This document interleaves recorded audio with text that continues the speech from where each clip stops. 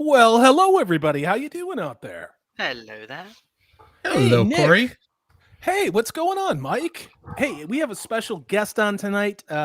This is Flaccid Phoenix. He's going to be with us and then has to split early. So if he just mysteriously disappears, he wasn't 86th. He just is on a tight timeline.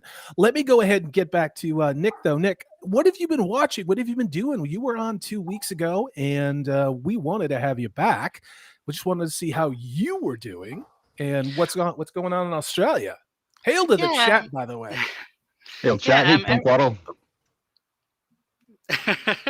Everything's going well down here. It's getting cooler, which is nice. I'm still reading Eye of the World. We've managed to progress just a little bit further. Oh, where are you? Oh, where are you? I believe we're at the bit where Egwene and Perrin are just leaving the Tinkers with Elias. And it's just made me think, why haven't they put this in the show? But that can just be asked, pretty much the whole book. We'll get there. We will get there. Absolutely. Let's keep going around the horn. Flaccid Phoenix, Don, thank you again for joining us this evening. Chat, Jaden. Hey, look at Jaden. I can see I got Jaden Hamilton in the chat. The lovely Sherry is with us. Be careful. She likes to be stabby. We also have the Thad that shouldn't be. This is great. You guys are fantastic for showing up. It's great to see you. Punkwaddle, as ever, thank you for modding. But Don, Flaccid Phoenix, you, sir, do great work. The phrase is often thrown around that certain people, certain channels are criminally undersubbed. Flaccid Phoenix and the work that he does with his partner absolutely falls in that category. If you like what we do on this channel, please consider giving Flaccid a sub tonight.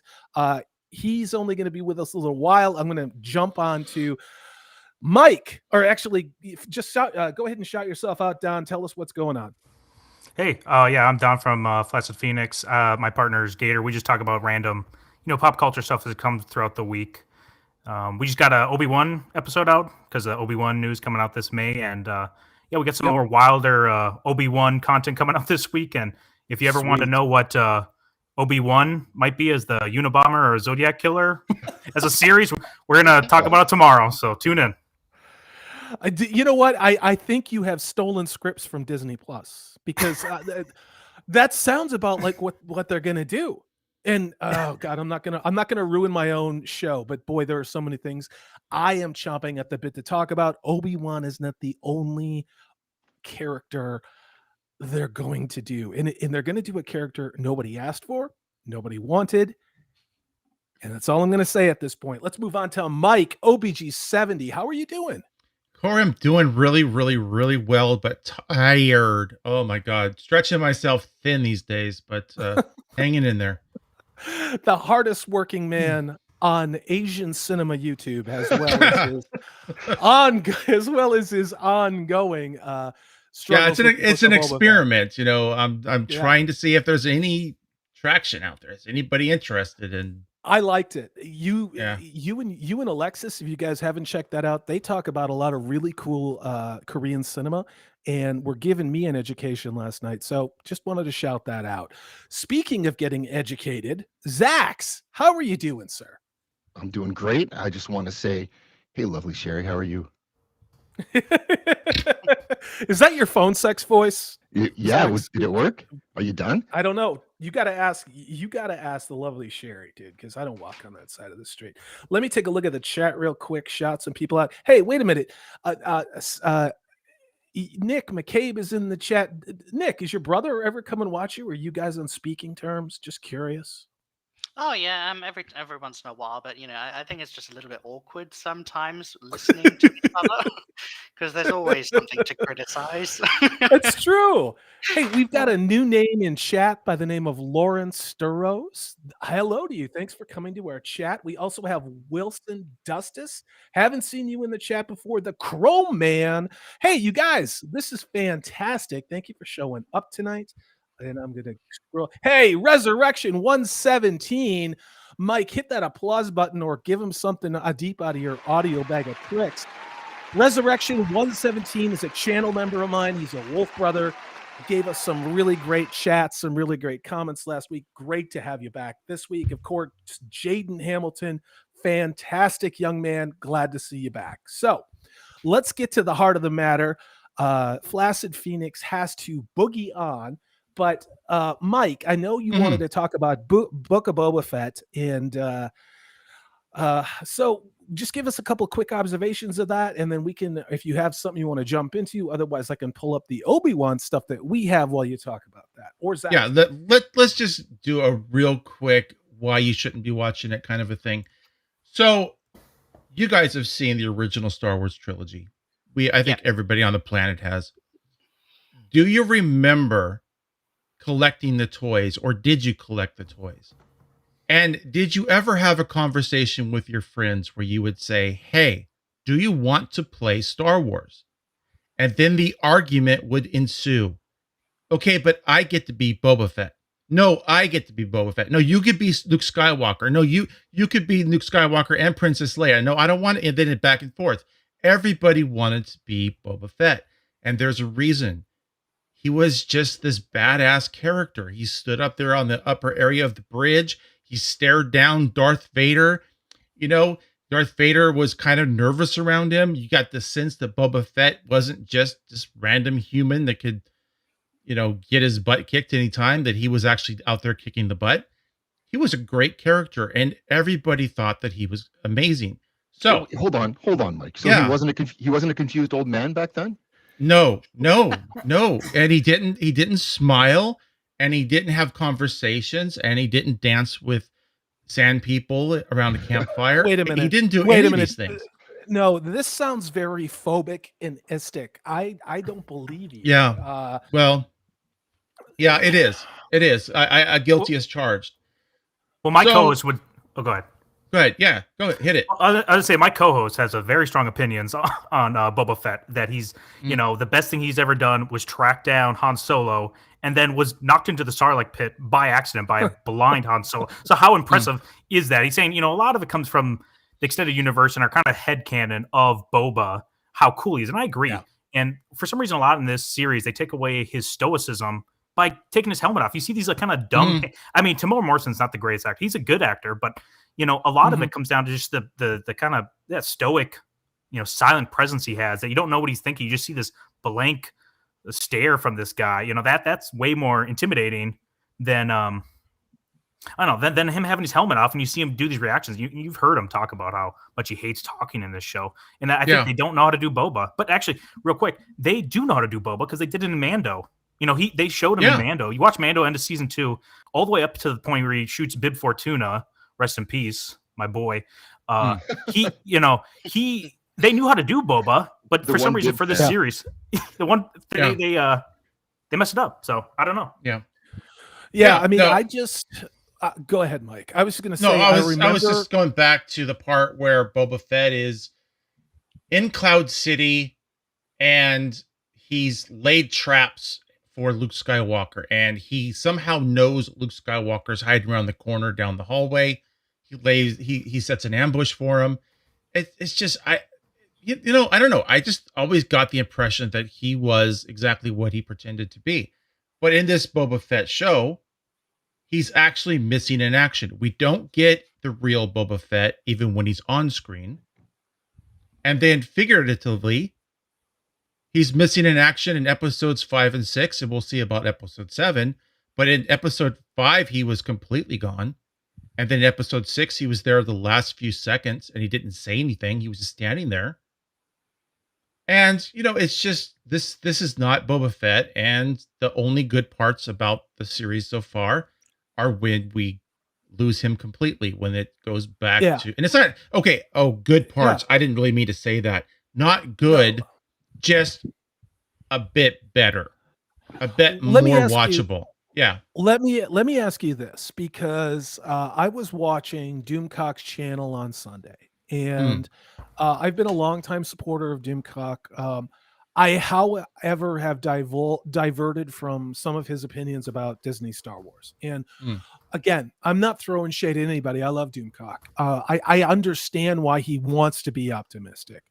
When I asked Mike before the show, because I haven't seen Disney Star Wars, like I said last week, all I've seen is what has appeared on YouTube as far as clips that are posted. So while I'm not going to crap on the show, what I find really interesting is a lot of the comments from a lot of channels, big and small, about how important last week's episode of Boba Fett was to what everybody is perceiving as the future of Star Wars, and Disney canon and the sequel trilogy being erased, and all of these, and I'm like, I don't know. I don't see how that's possible. And the reason why I say that is we got rumors of the storyboarding stuff that was out there for Obi-Wan, where in Obi-Wan and Anakin, aka Darth Vader, were supposed to meet in battle again. So I don't know. Speaking of Obi-Wan, let's just talk about that. And I'm going to hand this one off to you, Flaccid Phoenix. I am doing a lot of the back end stuff. Let me share this real quick. Oh, that is not working. All right, ZAXX, do you have it? I'm having a little bit of, okay, thank you, 10-4. So there we go. I saw this today too. The Obi-Wan Kenobi release date was, air quotes, accidentally announced. So Flaccid, Mike, people invested in Star Wars, ZAXX, what are you guys thinking about this? My first thoughts was, I think we assumed it's going to be May the 4th, right? I talked about this in my video that May the 4th is probably the day they're going to release it. I think it's middle of the week too. And I mean, that's such a normie day for Star Wars, isn't it? Like, isn't May 25th the real Star Wars day for like real fans? That's when the original Star Wars came out. So automatically, you already know it's kind of a corporatized version of this. And I don't know. I saw some of the concept art that was put on, was that comingsoon.net? That was the link. And I don't know. I hope a lot of that stuff's not used for it, because, he has some fighting Darth Vader in it a little bit.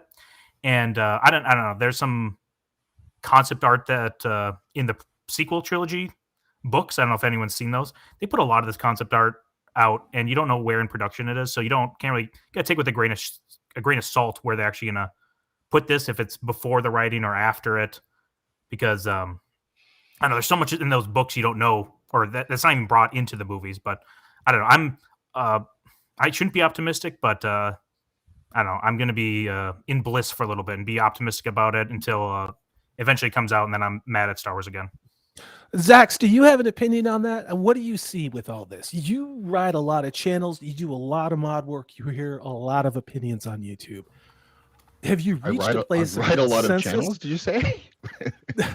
Yeah, you Uh, ride ride Sure. with a lot. You ride Uh, with a lot of channels. That's what I'll you go do. with that Like for you. that one's for sure true. Okay, I guess I should pretend to care more about this, but for whatever reason, I've been worn down by Disney Star Wars so much that I almost dread it. I like Ewan McGregor. I like him in that role. It's an excellent idea for a show, but I think it might have been you, Corey, or someone said, wait until they bring Grogu and Luke onto the Obi-Wan show Oh yeah, to pop a rating, even though it makes absolutely no sense. It can't happen, but Disney does what they want.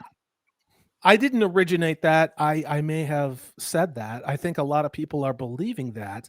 And what's even weirder, and I don't know if you have that link handy, Which one? ZAXX, it's the Darth Maul. The Darth Maul.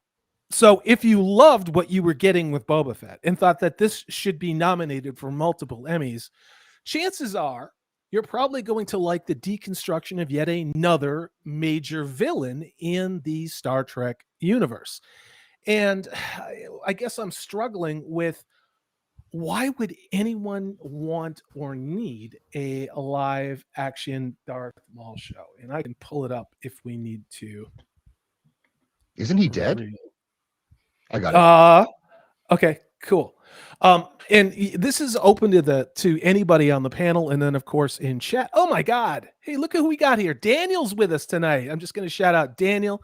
I'm going to go ahead. You guys keep talking. We've got good to see you. The Thad that shouldn't be as prolific as ever. This is fantastic. You guys are amazing in chat. So, but Obi-Wan, and maybe if you can zoom in a little on that one, ZAXX. I didn't know about this, and I am completely baffled. This really is making Star Wars into just bricks of dung. It's just bricks of dung to build a hut, and that's it. Like there's no canon, there's no link to the past, there's no respect for the core fans. There's certainly no respect for those people who were into the expanded universe. And I'm baffled by this. Does anybody give one damn about Darth Maul? I mean, from what we saw, wasn't the dude cut like he's like a quarter of a Maul, left of him? Is he gonna hang out on Endor and talk to the Ewoks and become their friend and dance around campfires and ride on, you know what I mean? Is he gonna do the Boba Fett routine? Become I don't know. I don't know. Friendly character with emotions, growth, well, is that what's going to happen? Flaccid, let me ask Flaccid this: have you or your partner Gator seen anything about this Darth Maul show? Well, no, we haven't really talked about it. I think we talked like in hypotheticals, like, hey, it would be cool to see Darth Maul come in at the end of this Boba Fett, because like somehow he'd live all these years right past the Empire. And we're like, no, this is just so dumb. Why can't Disney Star Wars?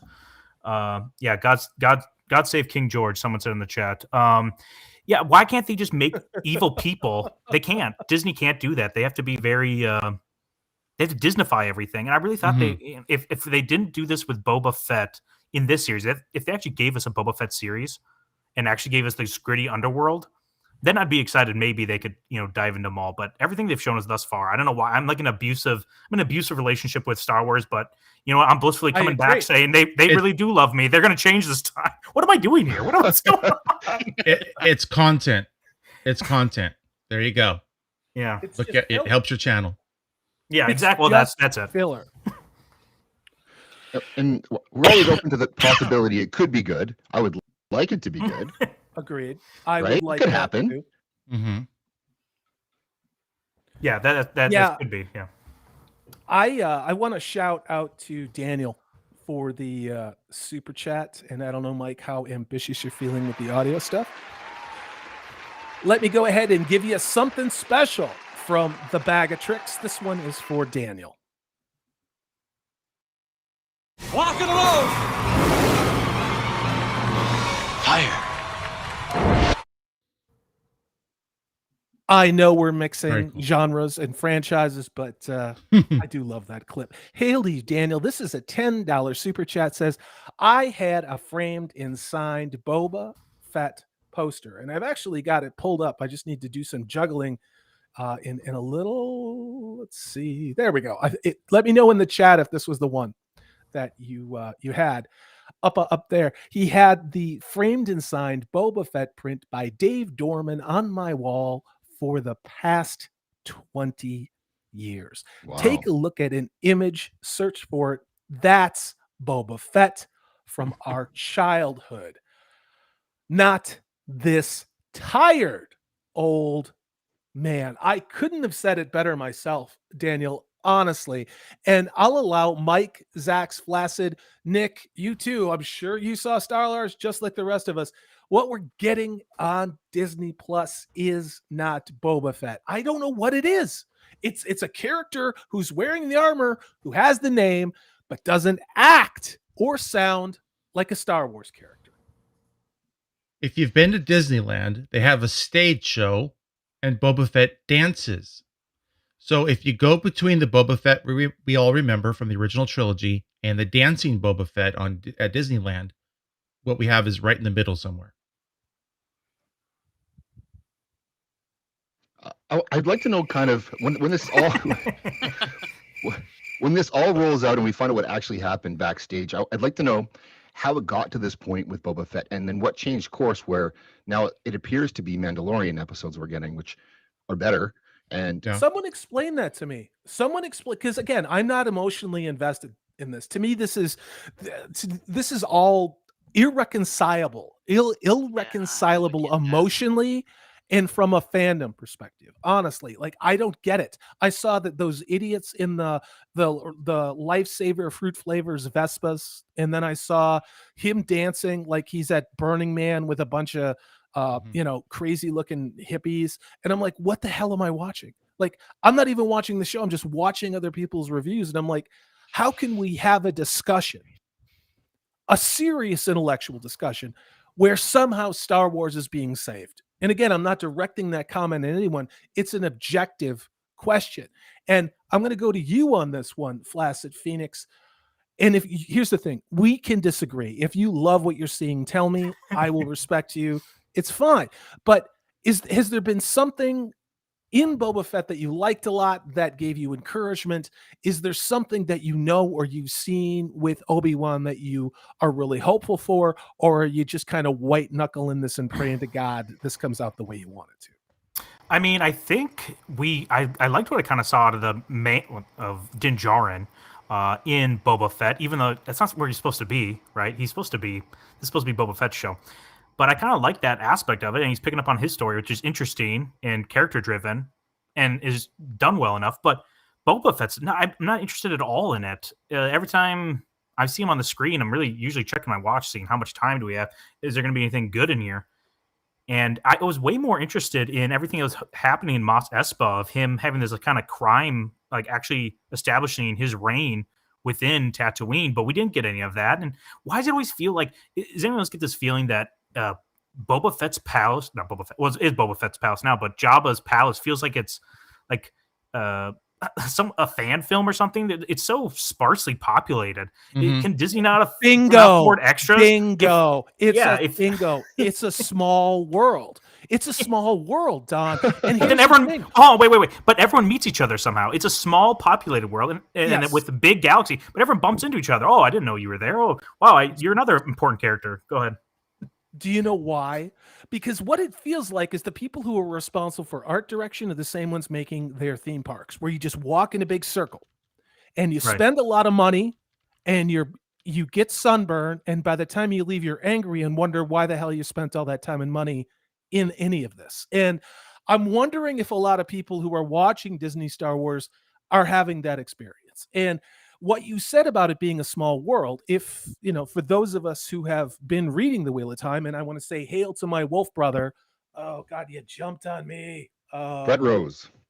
Yeah, Brett Rose, because there were a couple of them that I saw go by. Hail to you, Brett Rose, my wolf brother. Those of you who watched The Wheel of Time, it was the same thing. It was the same thing. It was like, where are all the people? When we were at the White Tower with the Aes Sedai. In Boba Fett, it sounds like Jabba's palace. And you remember in Return of the Jedi, That was like a bus station in Newark at 4 o'clock in the morning. It was a seedy underbelly of criminal weirdness, and I don't, just from the stills I've seen, it looks like, there's nobody at, there's nobody at Jabba's palace. It's just like, hey, I'm going to sit on this throne and I'm going to be a nice guy. And then I'm going to go get high with the sand people. I mean, Mike. So you're not watching it? Flaccid, go ahead. I'm no. Are you not watching? Why would I? Okay. Well, there's a scene. There's a scene in the most recent one where Mando Din Djarin flies in with his Naboo, which I love the prequels. I'm a lover of the prequels. I don't care. He flies in with his Naboo starship, and he flies in right into Jabba's palace. Unimpeded, right? And there's a Gamorrean guard stands there with an axe, thinking like, "What are you gonna do? What are you gonna do to me? I literally have a gun. I have a starship. I'm gonna blow you up." There's no defense for Boba. Like, this is embarrassing. This is like me trying to start like a Bloods or Crips area around my place with my wife out front with a rake or something. Just like, yeah, hey, we're starting this, and I hope no one comes in and tries to attack us. But we're at war. It doesn't make any sense. And yeah. Besides even plot. I agree. Let me oh god, you guys are killing me with the jump in here. I had up Brent Rose. I just wanted to show. Oh, actually, it was okay, here we go. Son of Jockster. Hail to you, Son of Jockster. I just want to shout this out. This is yet another person who has been reading the Wheel of Time from all of our live streams with us, talking about the show and appreciating it. He says, I'm reading chapter 31 of The Great Hunt right now. Shout out to Salty, ZAXX, and OBG 70. Hail to you, Son of Jockster. We love it when people tell us that they're reading the source material. And I think you could say the same thing about Star Wars. I do. I think that regardless of how you feel about it, George Lucas said before the Disney acquisition that the EU was canon. And I think that reading the source material, you're going to get the true Star Wars story. And, what Flaccid Phoenix was just saying is it looks like probably a mediocre community theater production of a woke Boba Fett. I mean, is that fair? Where all the money's going. Well, there you go. Talk about that, Nick. Talk about that, Mike. Flaccid. If you have to go, just let me know what your timeline is, and we'll get you out in a reasonable amount of time, Don. So, but you guys talk about that. Like, Disney itself is meant to be this multi-million-dollar company, and whenever I see shows like this, even Mandalorian, to be fair, I'm just baffled as to where all this money is being spent. Like, it's certainly not being spent on the costumes. It's certainly not being spent on the sets or the script, for that matter, or the writing team. So I think someone said this ages ago about the Wheel of Time show, that I think it's time for things like Disney and Amazon. I think it's time to audit those companies and see exactly where all this money is going. Yeah, it might be money laundering at this point. They're just throwing money somehow down the drain. I wouldn't be surprised at all. That's a point I made last week about Wheel of Time, is that you don't see where the money's going. It's probably going to the pockets of their teammates. What it looks like to me is it's going to the Mandalorian, because those episodes look great. They do. But Boba Fett looks like he's wearing plastic armor. He's an old man. He's out of shape, and he's by himself most of the time. It's sad. I loved Boba Fett. We all did. Did they not want to write? Did they not want to do the Book of Boba Fett? I mean, that's the overall impression that I get from the show, is like, they came up with the idea, and it's like, I don't think there's any real passion or love for the project. I mean, why on earth would Boba be missing from the last couple of episodes otherwise? Yeah, this feels a lot like if anyone watches anime, it feels like a filler arc where sometimes animes get pushed out faster than the mangas or mangas, however way you say it. I'm not a pure weeb. But they push out this filler season just to give content out there, but it really has no substance to it. This is what this feels like. It feels like a filler arc in anime, and it's almost a slap in the face to people that are kind of getting hyped and love the character so much. Boba Fett is a beloved character. This isn't this isn't like Cad Bane, where you're like, oh yeah, not a lot of people know who Cad Bane is. This is Boba Fett. They know who he is. That's what's so infuriating about it. I felt the same way about a lot of the Marvel TV shows, really. I mean, I've only watched WandaVision, but even then, you can actually take WandaVision and just throw it away and go straight to Doctor Doom, Multiverse of Madness, Yeah, and just say, right. "Oh yeah," even in the You trailer, can't she said, though. But you can't, and Yeah. here's why. That show Mm. only existed to introduce a character for the Marvels movie. If we're really honest about it, there were two purposes for WandaVision, Nick. And that was the number one thing was to cuck and deconstruct Doctor Strange. Oh, no Number doubt. two was to introduce, is she Captain Marvel? Is she the alternative universe Captain Ms. Marvel? Because we're getting that, I think her name was Tanaya Paris. Maybe I'm saying it wrong. You guys correct me if you know what I'm talking about. She is going to be in Captain America 2. No, wait, I'm sorry. It's not Captain America, or not the Ms. Marvel. She's going to be in Captain Marvel 2, which isn't Captain Marvel. It's actually the Marvels. And you're getting triple the Marvel wokeness. You're getting Captain Marvel. You're getting the character played by that Tanaya Paris, if I'm remembering her name correctly, who you saw in WandaVision. And then you're also getting Ms. Marvel, who is the character that they're doing extensive reshoots on. That is the teenager in what did the show said, brown girls can't save the world. Like those are not my words. That's what Disney told us. So, Which Nick, is I'm agreeing with you. It's just, but keep going.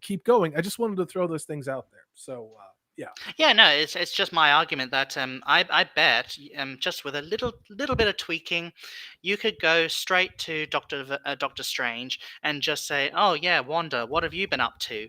And she'd say, "Oh well, after the events of Endgame, I got into a little bit of trouble," and you can show pretty much everything that she did in flashbacks. Because WandaVision, it was very contained. It didn't really affect anything on the outside. And I mean, who knows what's going to happen with the Marvels? I mean, considering that Brie Larson has been cheesing people off recently, she may just be on her way out. Recently, you mean like the last 3 years? Let me get to this super chat. Let me get to this super chat from my favorite basement dwelling puppet, Madman, Floral from Under a Rock. Hail, brother. Oh God, everything is being wonky tonight. This one is for you. And you have my bow. And my axe. Hail to you, Floral from Under a Rock. He gave me $2 Canadian, said just showing my love. Aw, thanks a lot, buddy. It's always great to have you in the chats. So to continue, you guys, I know we've taken a detour onto the MCU. I want to be respectful of Flaccid Don, your time. So you let me know if you need to go, sir. Yeah, I was going to say one thing, and then I can probably just head out here. Probably be a good time. But like what Nick was saying with, you have these people that you can just kind of skip over these series, and that's probably not what you want to do with the fans, right? If anything, maybe, the normies can skip it and really kind of like believe whichever kind of step they are in their life, because Wanda, from that trailer, at least, what you see there, she could have just came after Endgame and still be kind of distraught after Vision's death. With this Obi-Wan series, what I kind of want them to do, if they do it, or they're going to do it, what I want to see them do is deal with the fact that Obi-Wan is suffering from killing his brother, Anakin, his metaphorical, whatever, emotional brother, and have to deal with the fact that he left him for dead, but then maybe he's a lot, then he realizes he's alive, and then he has to come to the fact that maybe he's not alive. Anakin is dead. Vader's the only one there, so that way you don't think that Obi-Wan's really like lying all that much to Luke in the original trilogy, that he's actually, this is how I feel, and maybe see him walk mentally through that path in his head, that he deals with it. And I don't want to see him deal with PTSD. I want him to see him more haunted by ghosts, because PTSD feels a lot more like a sci-fi aspect. Being haunted by ghosts feels like more like Macbeth and fantasy elements. So I want to see him that, but then not also fight with Vader. I want to see the kind of the cave like Luke did. I think that's way more. And then him come to the end with like a Zen Qui-Gon feeling with himself, that he's at peace now, even though he I think killed that his there would be brother. an interesting idea. Yeah, that's the only way I could see it being good. Yeah, like That's- actually have a cave situation. Therefore, when it actually comes to episodes 4, 5, and 6, he's not made a liar. Yeah, well, I believe he believes wholeheartedly Anakin is dead, and that's because Yeah. he tells Luke, you have to kill Vader. There's no hope. He tells them that, and Luke is the only one that holds hope on, and you should show that Obi-Wan no longer sees the light in this evil machine now, but actually sympathize with him, make you understand his feelings there. So that's what I'd like. Awesome. No, Mhm. and I know, and I'm not trying to push you out the door, Don. I know that No. we wanted to respect the things you have to do tonight. you're good, You have yeah. spent a lot. You have spent a lot longer than you promised to. So, Yeah. everybody, if you have not subscribed to Flaccid Phoenix, we have dropped his link in the chat, I think a couple different times. So hail to you, Don. Talked about your channel real quick, and then I know, and again, I'm not trying to shove you up the door. I just Oh, no, know yeah. you said you could No, give this me is 10 good. minutes, and you've given me like 45. So thank you for that. No, thank you so much. I'm having tons of fun. That's probably why the time is slipping by me right now. But yeah, so me and my friend kind of review pop culture things. Our phrase is giving you the post-nut clarity on all things pop culture. It's a little more raunchier if you can't tell by the name and the tagline there. And we try to throw like Mel Gibson and Tim Allen to every conversation we can. So if you like that kind of content, go on over there. After you're done smashing the like button here, go ahead and after you're done smashing Salty, come over and smash me. I'll take the seconds over at my channel. Thank you so much, everyone, for Hey, this thanks great for time coming, on man. here. Don, Thanks, thank Don. you so Thank much. Take it easy. Hey, Have a great evening. thank you. See you later. Yeah, no, it's great. It was a week or two ago we started talking about bringing other small and up and coming channels like mine together onto the show. Flaccid was one of those people who just took the initiative and reached out to me. We talked about some things. He started to do some other work, and I was like, "Hey, let's just bring him on." So I actually like that, and it's great to hear other people's passion and enthusiasm for their fandoms. I make no secret of the fact that I am out on Disney Star Wars, but there are plenty of people who are not. And I love hearing their perspectives, and I really love other people's enthusiasm because that's what fandom's all about. And I think it's fantastic. And oh my God, Lyle Hammock, what are you doing here again? Hey, there's my brother, Lyle Hammock. He was lighting it up last week. I am going to give you something out of the bag of tricks. We travel light as handsome walk. Hail to you, Lyle Hammock, $5 says, "Hail all, it is sad that all Disney, the company of ideas, only has tricks and gimmicks to try to get you to care about Star Wars. I used to care, but no." And Lyle, I think you and I are on the same page.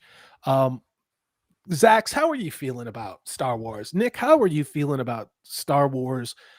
Is it Disney Star Wars? Was there something that happened? Was it The Last Jedi? Was it the Rise of Soywoker? Was it the Farce Awakens? Just give a quick summary of, are you in on Star Wars or are you out on Star Wars? And when did that happen? Let's just say I think the only Disney Star Wars that I actually appreciated was Rogue One. I've seen The Force Awakens, I've seen The Last Jedi, and I even saw The Rise of Skywalker. And I suppose when I was actually in the cinema, I found them entertaining. But it's a bit like fridge logic. You go to the fridge and suddenly you come over with these thoughts. It's like, hang on, that doesn't work. But I it like was that term. really I'm going to steal sorry. that. Yeah, I like that term. I'm going to steal it. Yeah, it's a great term. And I just had those moments, and I think when I really turned against Disney is when someone pointed out to me that in Force Awakens, just after Han Solo is killed, Chewie just walks right past Leia as if they didn't even know each other, and that aggravated me. Mhm. Yep. That's one of the saddest and darkest things I think. I think you can do. I mean, and you can start with a list of plenty of people have talked about what's wrong with the Disney sequel trilogy, but I think when you have an attachment to a particular character, everybody loves Luke, everybody loves Han Solo, everybody loves Princess Leia, but those attachments to those other characters, whether it be Yoda or Chewbacca or Lando Calrissian or even Admiral Akbar, just everybody out there that's in that universe, to have the creatives, and I'm looking at you, Jar Jar Abrams, come in and not have any respect for the source material at all, to view it simply as bubble gum that they can chew, and then stick under a bench and walk away from. It pisses me off, but it also breaks my heart. And I just got tired of J.J. Abrams, Kathleen Kennedy, and I'm not going to blame her. Kathleen Kennedy's a figurehead within a large corporation. There are layers upon layers upon layers of corporate management and corporate creatives responsible for what Star Wars is. And all the way to the top. It's not Kathleen Kennedy. I'm going to be honest with you. I don't think Kathleen Kennedy cares at all. All she looks at is balance sheets. That's all she looks at. There are multiple layers of people that we have not talked about that I believe are responsible for this. And that's why we're getting what we're getting. But let me shift over to Mike. Mike, you are just like you were our resident Godzilla expert last week. You're now our resident Star Wars expert. I guess I wear many hats. Did you watch all of the Disney sequel trilogy movies? Did you have a brain explosion at some point? Like, what I saw everything because, well, first I wanted to see some of it. The prequels, the Lucas prequels, I watched because I wanted to see what Lucas had in mind. Fair. Don't like them. I don't know if that's controversial or not.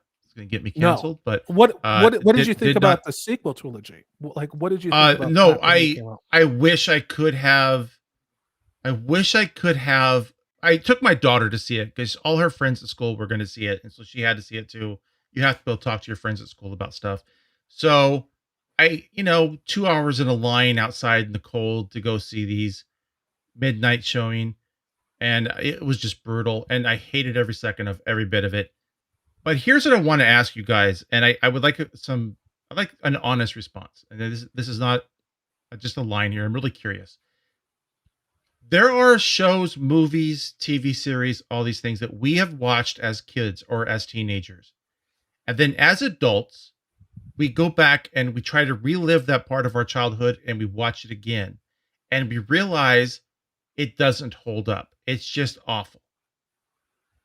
Are we suffering some of that too? Is the shows, movies, the Disney stuff, the Disney Star Wars, are they being made for that 13 and 14-year-old version of ourselves that we as 50 years old look at these and go, this is garbage because we've already outgrown the target audience. We're no longer in that demographic. Is that a possibility? Or is it just objectively bad? Which is what I think it is. I think it's objectively bad, but there's always that possibility that you're watching something as an adult that is aimed at that teenager, that 13, 14-year-old kid. Yeah, but I mean, here's the thing. And Mike, you have kids. In ZAXX, I do. You have at least one child. And let me bounce this over to ZAXX and then come back to you, Mike. ZAXX, with your children, with your child, however many you have, I forgot. I think you have two. That's what I thought. Yeah. Tell how are they on Star Wars? Well, okay, we're saying at least two. We know that. At least two. Yeah. At least two that you know of. So I guess, where are they at? You have a son who's 17. Yeah, and a son who's 6. Okay, well, there you go. You have a good spread of the demographic that Marvel is trying to hit. Or not Marvel, Disney's trying to hit. Where are they at with Star Wars? Well, with my older boy, what I did was I pulled him out of school for all of the major sequel premieres. So we can go to the first showing, the first day. He got to miss school. It's kind of a cool thing to do. And then, but when it comes to Rise of Skywalker, he didn't want to do that. Like he said, I want to go to school. Mm-hmm. So that tells you everything you need to know about that. Oh my God. Yeah, really though. That's what happened. He doesn't want to go. And we're watching Book of Boba Fett, but he's raising more issues even than I am because I'm trying not to ruin it for him in case he might like it, right? I don't want to sit there and bag on it. But he goes off on it probably worse than even I would. And he's not indoctrinated like I am into Boba Fett, because growing up, that was a character that we built out in our minds with headcanon to be something that they didn't really show us, but that's what we all believed. Yeah. And so, but for me, the big warning sign was what Nick had said, was the Chewbacca Leia scene was just how they dealt with Han was bad enough, but then how they dealt with him being gone was and I only noticed it after the fact. I couldn't believe I was watching it at the time in the theater that people who are going to make this series could screw that up so badly. Like, not that. Anyone who, because we played those movies over and over again in our heads as kids. Yeah. And we know every scene in it. We know who cares about who and why. And anyone who's lived like that would never let that scene play out that way. So I'm even shocked that, Carrie Fisher doesn't say, hey, hold on a second here. Like, this isn't how this should go. Yeah. But or did she? And was vetoed down, Yeah. That's right. My younger guy doesn't really care for it at all. So he's not into it. Older boys fading out of it. They've really screwed themselves over, I think, with that. They haven't hooked the younger kids, and the older kids. I mean, it does look like Boba Fett looks like kid stuff. It's like a kid show. Yeah. But it almost looks like it's made for, first of all, girls between the age of say 7 and 11 who don't even watch science fiction or have never read a science, like it's the same thing that they did with Wheel of Time, where they didn't make Wheel of Time for people who read the books or were even fantasy fans. They made it for fans who would never watch the show to begin with. They didn't know their audience.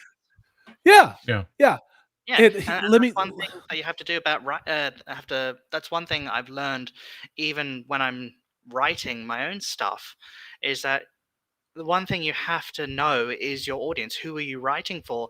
And I think a lot of stuff that's coming out nowadays, either they don't know their audience, or they know full well who their audience is. And don't care. I agree. See, and that's what I think is happening, really. Like, especially with Wheel of Time and Star Wars, I think these companies know who the audience is, know who's bringing in the money, but they just don't care. And why else would they try and be? Why else are they, for instance, in the shows like Book of Boba Fett and even the other one. What does it look like? The Mandalorian. Yeah. Sorry, I just had a brain fart. You mean the better? You mean the better Book of Boba Fett? The better Boba Fett. Yeah. Why else would they be leeching off the EU, leeching ideas off the EU?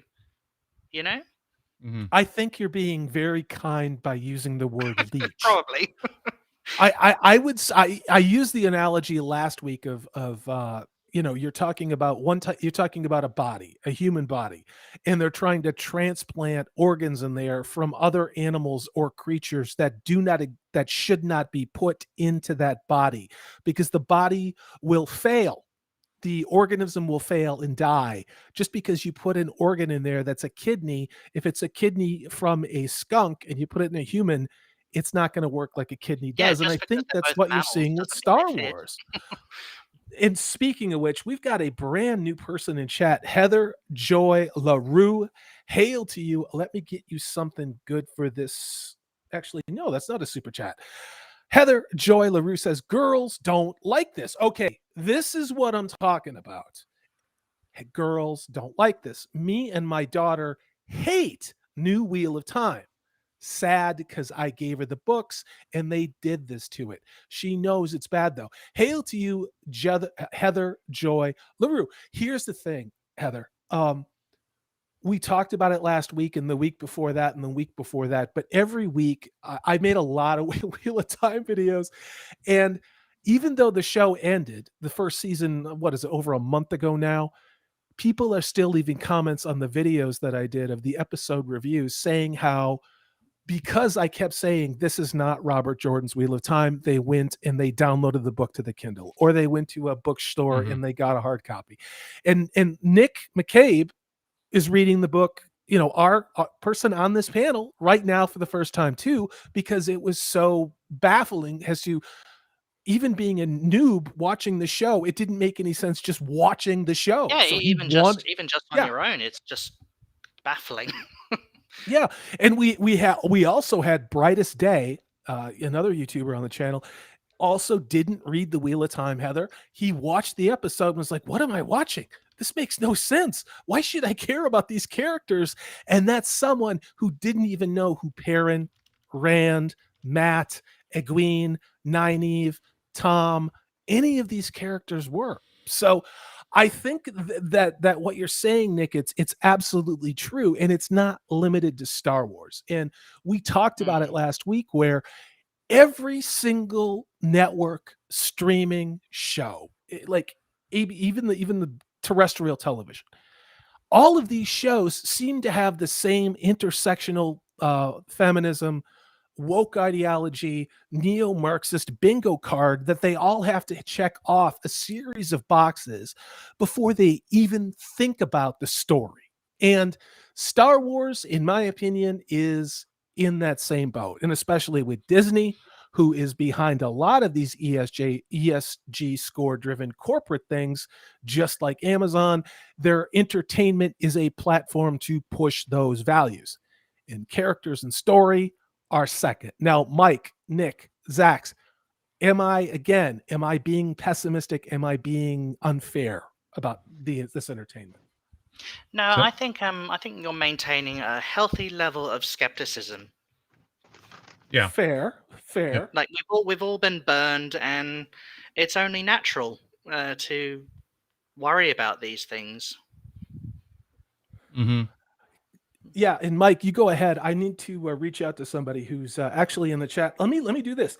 Hail to you, MVP Maxfield Von Priestley. This guy spent 4 hours with us last week.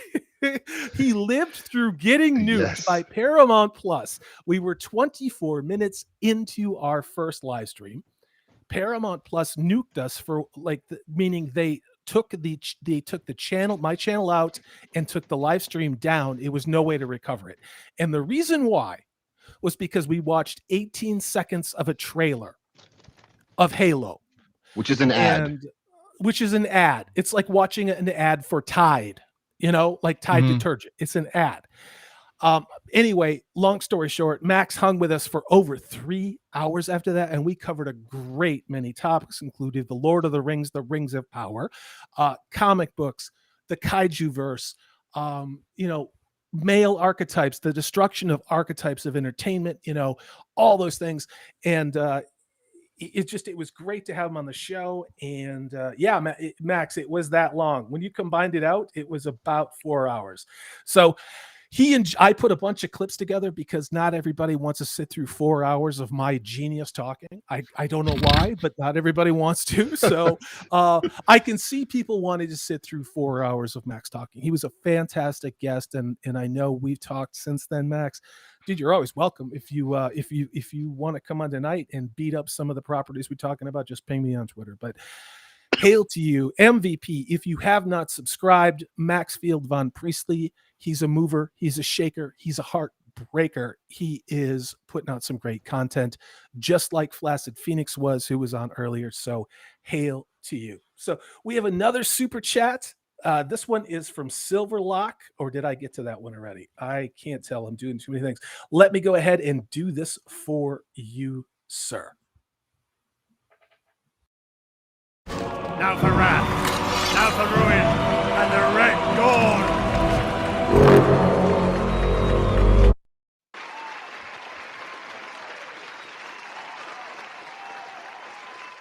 All I want to do is watch that now.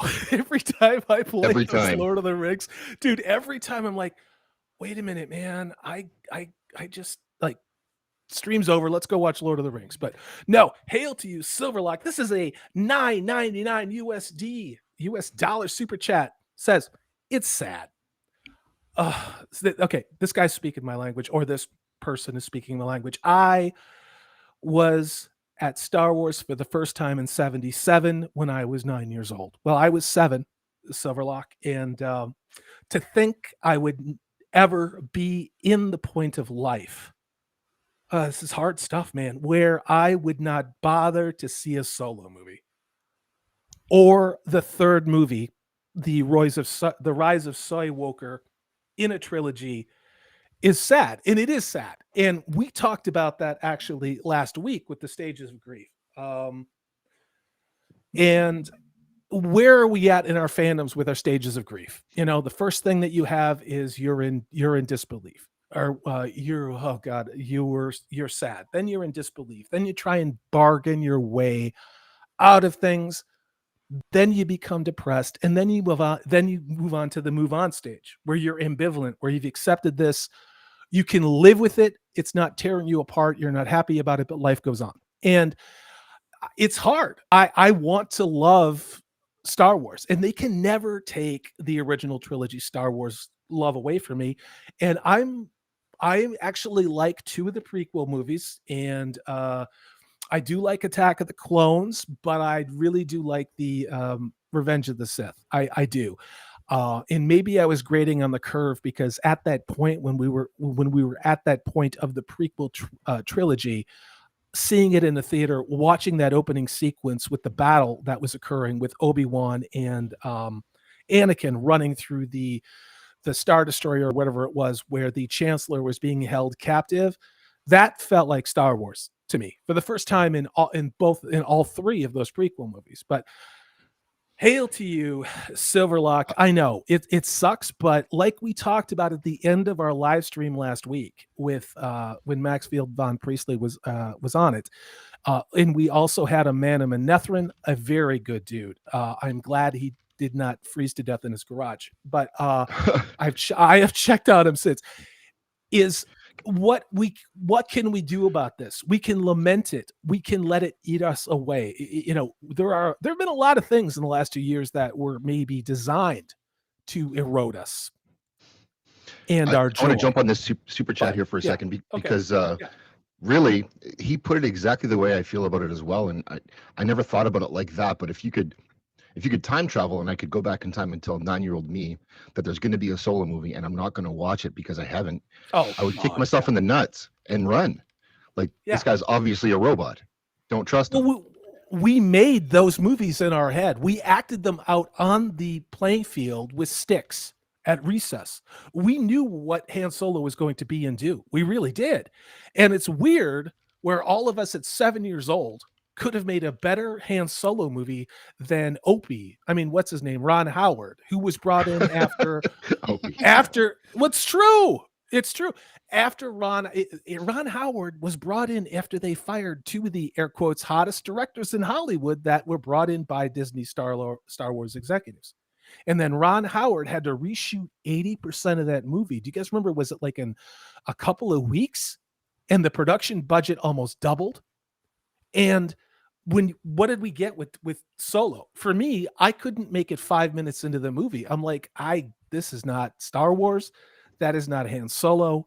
I'm out. I really am. Yeah. Hail to you. Oh, wait. Oh, my God. You guys, Lyle. Mike, hit that applause button. Yep. Please. Got it. I am humbled. I am humbled every week by every super chat. I'm humbled every week by every super chat, by every comment, by every upvote, by every thumbs up, by every like of my video. To all of you, thank you so much. And it's just I thank you. Thank you all for supporting this channel. This channel would be nothing without all of you. I've said it before. I am just a chimp with a microphone, and you all make the rest of it happen. So hail to you, Lyle Hammock. I am going to reach into the bag of video tricks. What can I get for you tonight? Let's do this one. We travel light. That is handsome walk. I know that's my personal favorite, along with the Now for Wrath, Now for Ruin, and I'm pretty sure if Maxfield Von Priestley's there, that's one of his favorites too. So hail to you, Lyle Hammock, a loyal supporter of this channel, has been here from the very first live stream I ever did. Hail to you, Lyle. It's a $50 super chat. Truly great stories can be enjoyed by all my entire family. including my 3 siblings, watch Lord of the Rings Extended. Yes, Lord of the Rings Extended, very important. And that just jumped on me. Lord of the Rings Extended every Christmas for the last 19 years. Has it And really I been just- that long? It's crazy. The first movie came out 20 years ago, and I think it is going to be I think it's November or December. It will be 20 years since The Two Towers came out. But let me finish the super chat. They watched Lord of the Rings Extended every Christmas for the last 19 years, and I just introduced it to my twin cousins who are 13, and they are riveted. And on the super chat is cut off, of course. They are riveted. We are doing Two Towers this week. that we are doing Two Towers this week. Hail to you, Lyle Hammock. It's true. Every week I find myself watching one of the Lord of the Rings movies, whether it's the Two Towers or Return of the King or Fellowship. It's just want to put it on, because what I'll do is I'll go look at Amazon and I'll be like, is there anything I want to watch? And it's like, not really. Wheel of Time. And then, Wheel of Time. How no. And then don't even get me started on Netflix. I mean, I don't know what it is, but like I have a grudge against Netflix now. There's not a lot out there. I mean, Arcane is pretty good.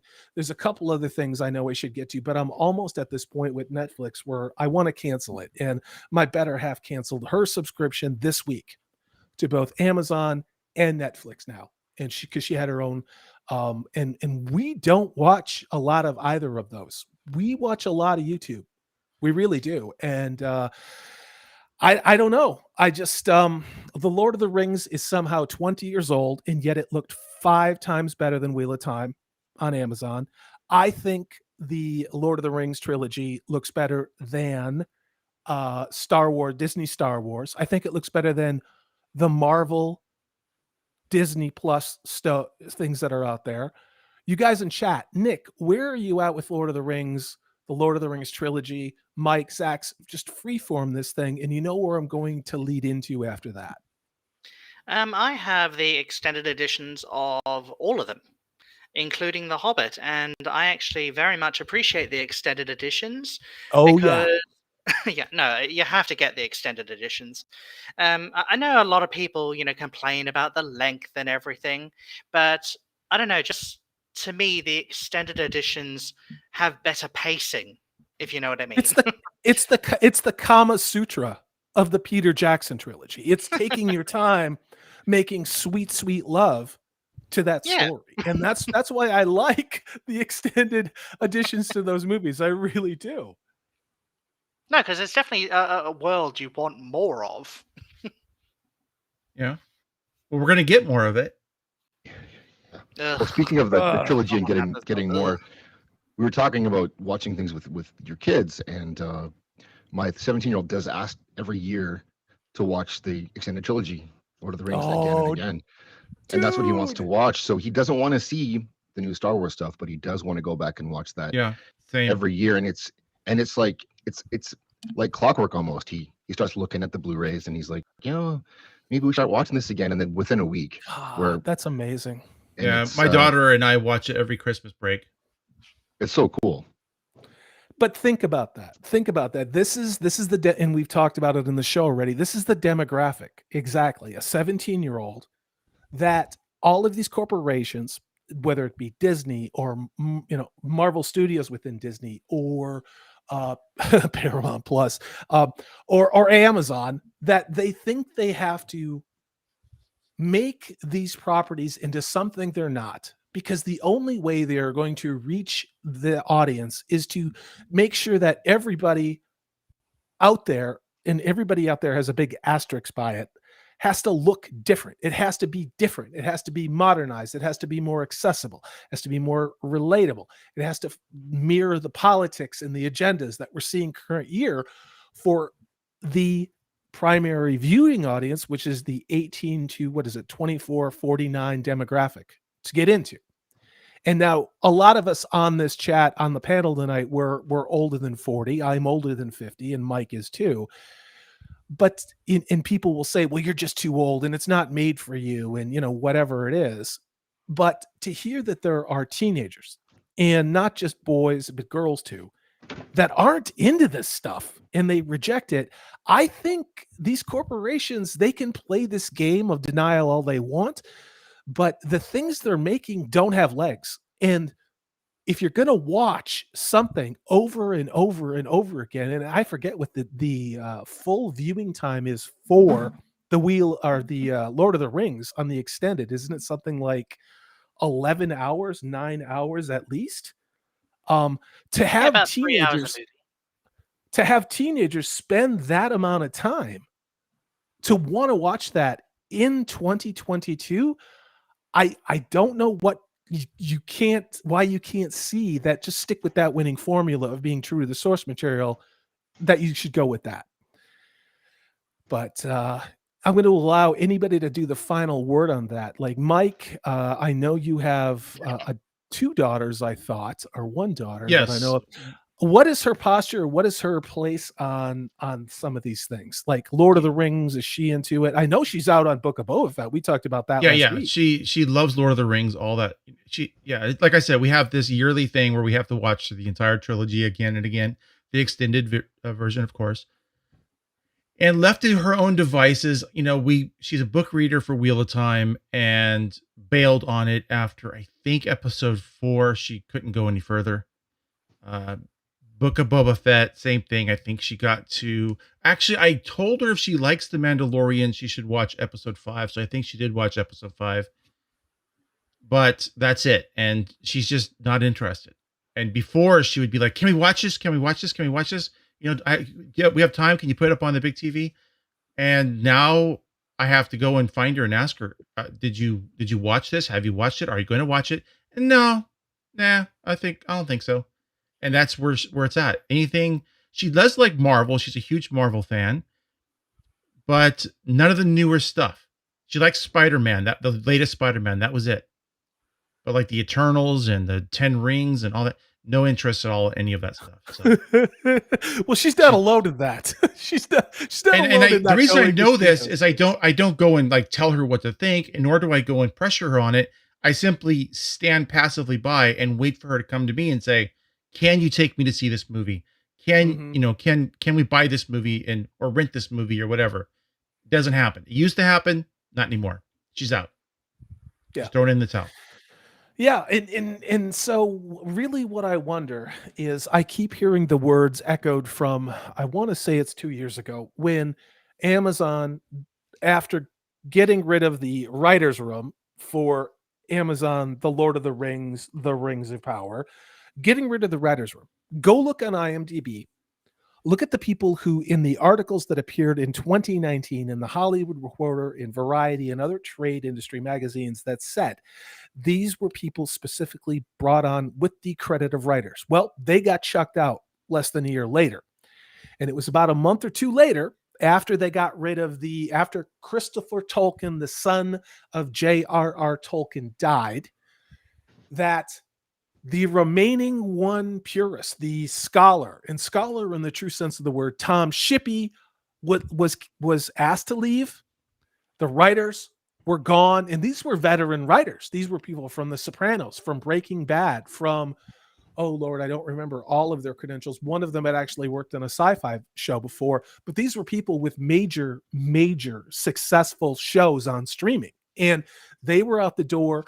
And then about a month or 2 later, Amazon proudly touted out their big 3-ring binder with Amazon's diversity and inclusion in entertainment policy after that. Now, I appreciate noble goals. I really do. I think you can have all the diversity you want in casting. I think that's great, but why don't you give it to the best person for the job? And I think once we start, oh God, I can't say that. You can't say merit. No. Is this stream still up? Paramount just hit me for that one too. Yeah. I mean, again, and I talked about it last week. I mean, I'm over 50, and the world that we grew up in the 70s, everything that we were taught, it was the absolute opposite of the messaging right now. And make of that what you will. But I just look at people as individuals. Don't judge them by superficial qualities. I have a real hard time with that, especially when you are taking tales from a particular culture and then slamming in people based on superficial qualities that wouldn't be there. And I know there are other YouTubers that have talked about it. Let's say that you were doing a traditional story from Japan, a really beautiful story of what happened in the history of Japan that was turned into, mythologized. Would you be sticking people in from all over the world, like Canadians and South Americans and people from Africa, in a story about an island in the Pacific? I mean, Of course not. would that make sense? No. And I mean, Wait, am I converse- Rafe Judkins in this story? Unfortunately, well, if you were, you probably, well, I'm not even going to say that. Maybe one more bourbon and I would have said that out loud. But it depends on if you wanted your boyfriend in at least 2 episodes of that show. I'm just going to say that. So, but let's go ahead and cut and paste fail. Sorry, somebody just hit me up with a chat. That was me. ZAXX. Yeah. I know. Cut- Did I miss cut and paste something? fail. Sorry. No, there's a super chat though. Another one from Lyle to clarify his previous one. Okay. Lyle, It's did on I the screen. butcher that? Lyle, God, I'm sitting over here pontificating. Let me get you something out of the bag of tricks real quick, my wolf brother.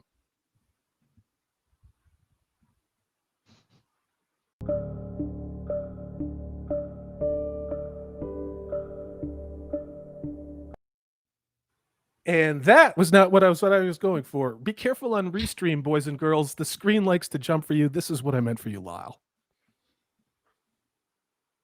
May the wings of liberty never lose a feather. Yeah, I gotta tell you, if you ever want to know about the pros and cons of different types of streaming applications, send me a super chat. I have some very strong opinions about all of them. So does Mike. But Restream is being buggy tonight. That's my story, and I'm sticking to it. So this is from Lyle Hammock. It's another dude, $20 USD. Thank you. By the way, my super chat was in response to OBG70's question. I got a little long-winded, but I believe it doesn't matter age. Oh, yeah, it doesn't matter your age. When you see a good timeless story, you know. Disney and Amazon don't recognize stories like that anymore. And is there anything that's cut off there, Nope, ZAXX, that nope, I'm missing? Okay. Nope, you're Mike, correct. Mike, you respond to Lyle Hammock on that because he was responding to you. And Lyle, you never get a little long-winded. I do. I talk for 4 hours, and No, it's only not by the you. grace of Mike OBG70, ZAXX, people like Nick McCabe this week, like Maxfield Von Priestley last week, that this show stays afloat. So thanks, you guys. But Yeah. Mike, speak to No, Lyle's. I agree with what Lyle's saying here, but the thing is, what I was saying, which his response to was that there is objectively good shows that stay good no matter how old you are. They do hold up, and however, there are shows that we all watch that we do go back and try to like. People like The Last Starfighter. I loved that show as a teenager. Loved that movie. Loved it. Now I go back and watch it. And, yeah, now I go back and watch it. And I go, no, it doesn't hold up for me at all. And my question was simply to you guys. Well, it's subjective, but I know. To me, it doesn't hold up. Just subjective, right?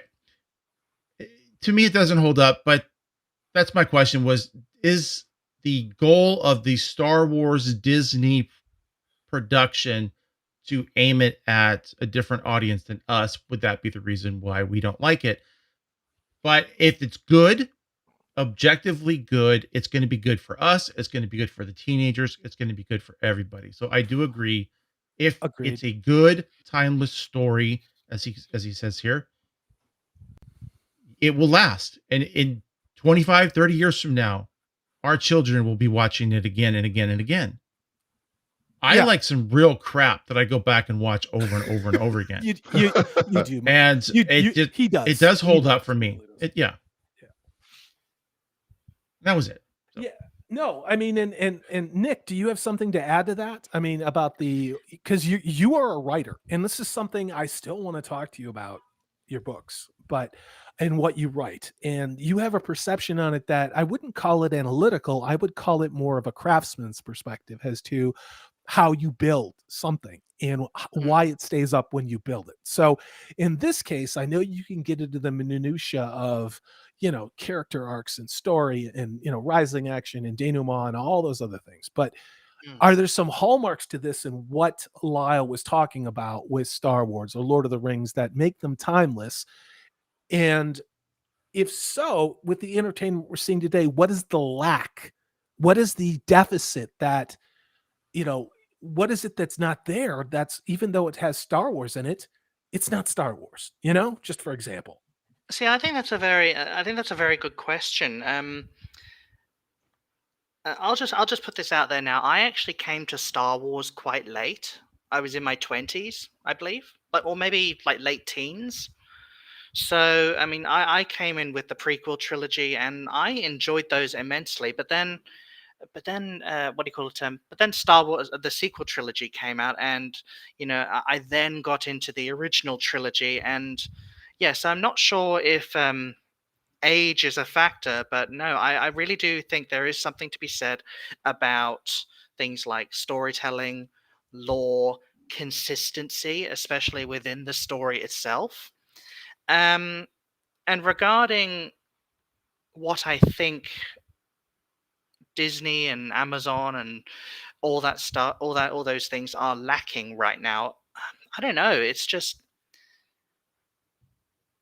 yeah, I think it's a feeling. I think, for instance, what I liked about the first Mandalorian season was that it felt like Star Wars. Whereas if you look at something like The Last Jedi, and within the first couple of moments, you have Poe making some weird "your mama" joke, and that's not Star Wars. That's Marvel.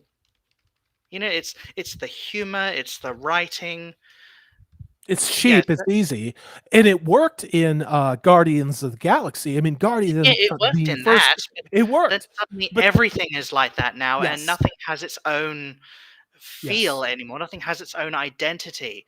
And the whole point with Star Wars is that it's meant to be serious. It's not meant to be this light and prissy thing. It's not meant to be modern. It's meant to be timeless. It's meant to be in a galaxy far, far away. It's meant to feel like Star Wars, not anything else. So Right. I think that's with the whole other things. Yeah. I agree. It's indiscernible. And what they did is they took, I wouldn't even call it a trope. I would say it's a shortcut. And the beautiful story, because I do think Guardians of the Galaxy was a masterpiece. I really do. I was, it was a great riveted from the moment that I sat down in the theater. And I think it is one of the best Marvel movies out there. Aside from the first Iron Man, I think it's a really damn good movie. And then, of course, the first Avengers movie and Avengers Infinity War. Those are my top. No, and my number one will always be Captain America, the First Avenger. Like it always will be, because I love Captain America. But that movie did not have your mama jokes in there. That mama did not have every other thing was a bad joke. It had irony. It had funny moments. But the funny moments stayed away from bathos. Yes. The And moment where you tell a joke and then it's almost like you're waiting for the characters to just turn to the screen and go, "Did you get it? Did you get it?" Well, just like Robin Hood Men in Tights, where that fourth exactly. wall in And Star it ruins the Wars. tension. Yeah.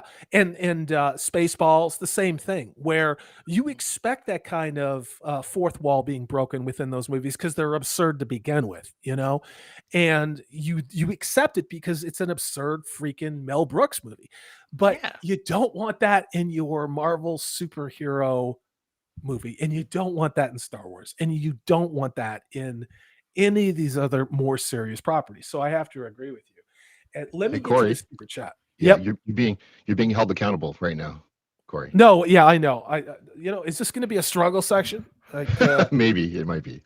Are there going to be a bunch of Twitter blue check marks? So I have gone back and forth on this, but Lyle, I see that. I know that correction came out.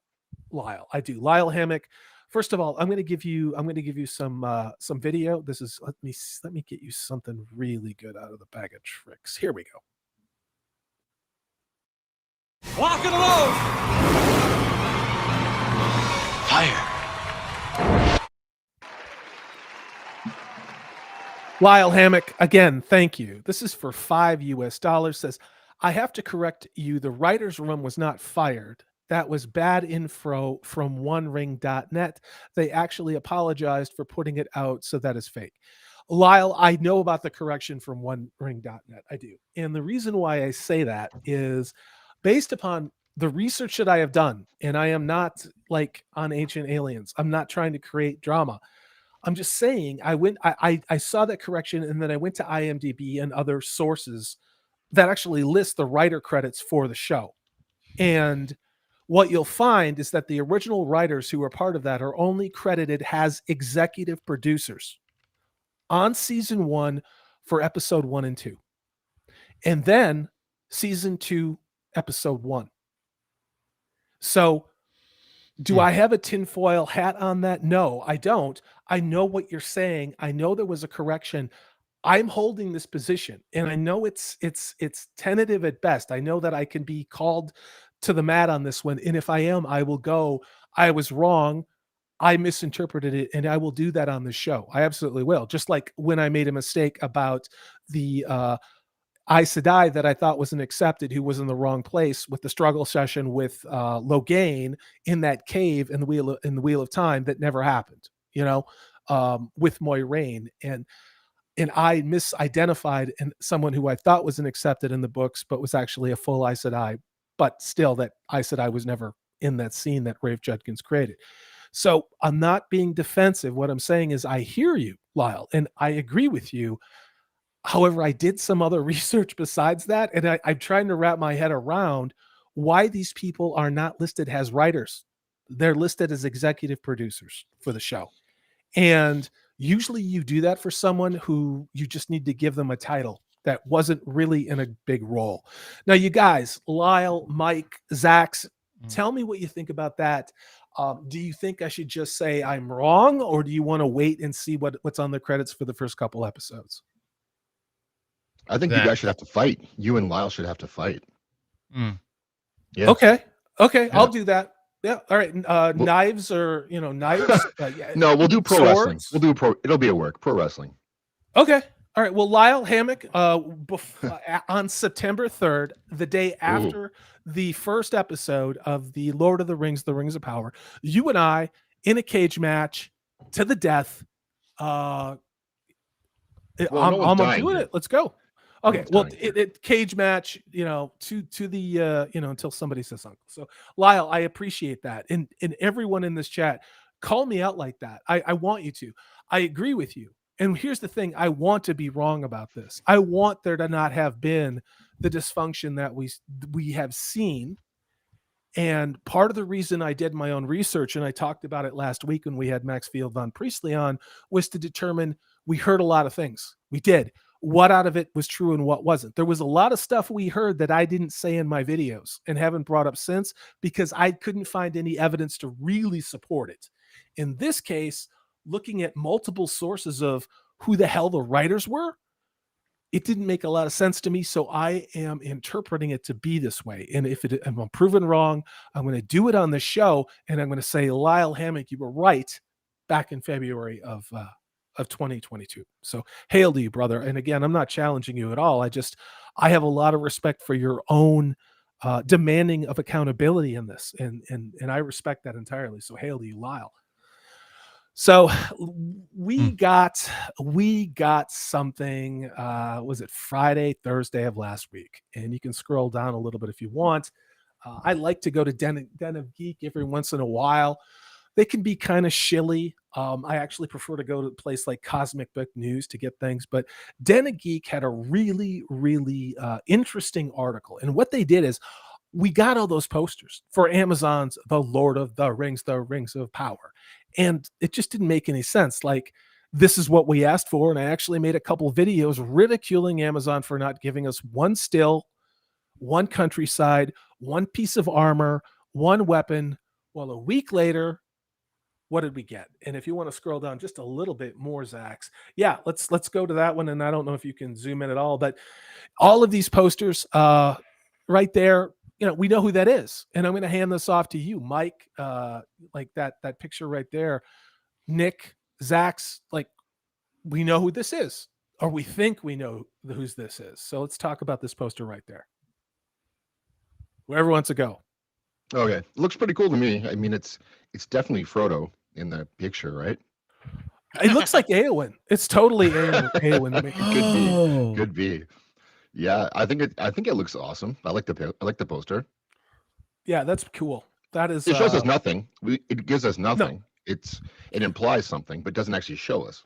But yeah. Yeah, I mean, it harkens back to the first minutes of Peter Jackson's Lord of the Rings. You know, when Sauron is down in the battle, and I mean that's not by accident, and that's what I was saying. And let's hope that it.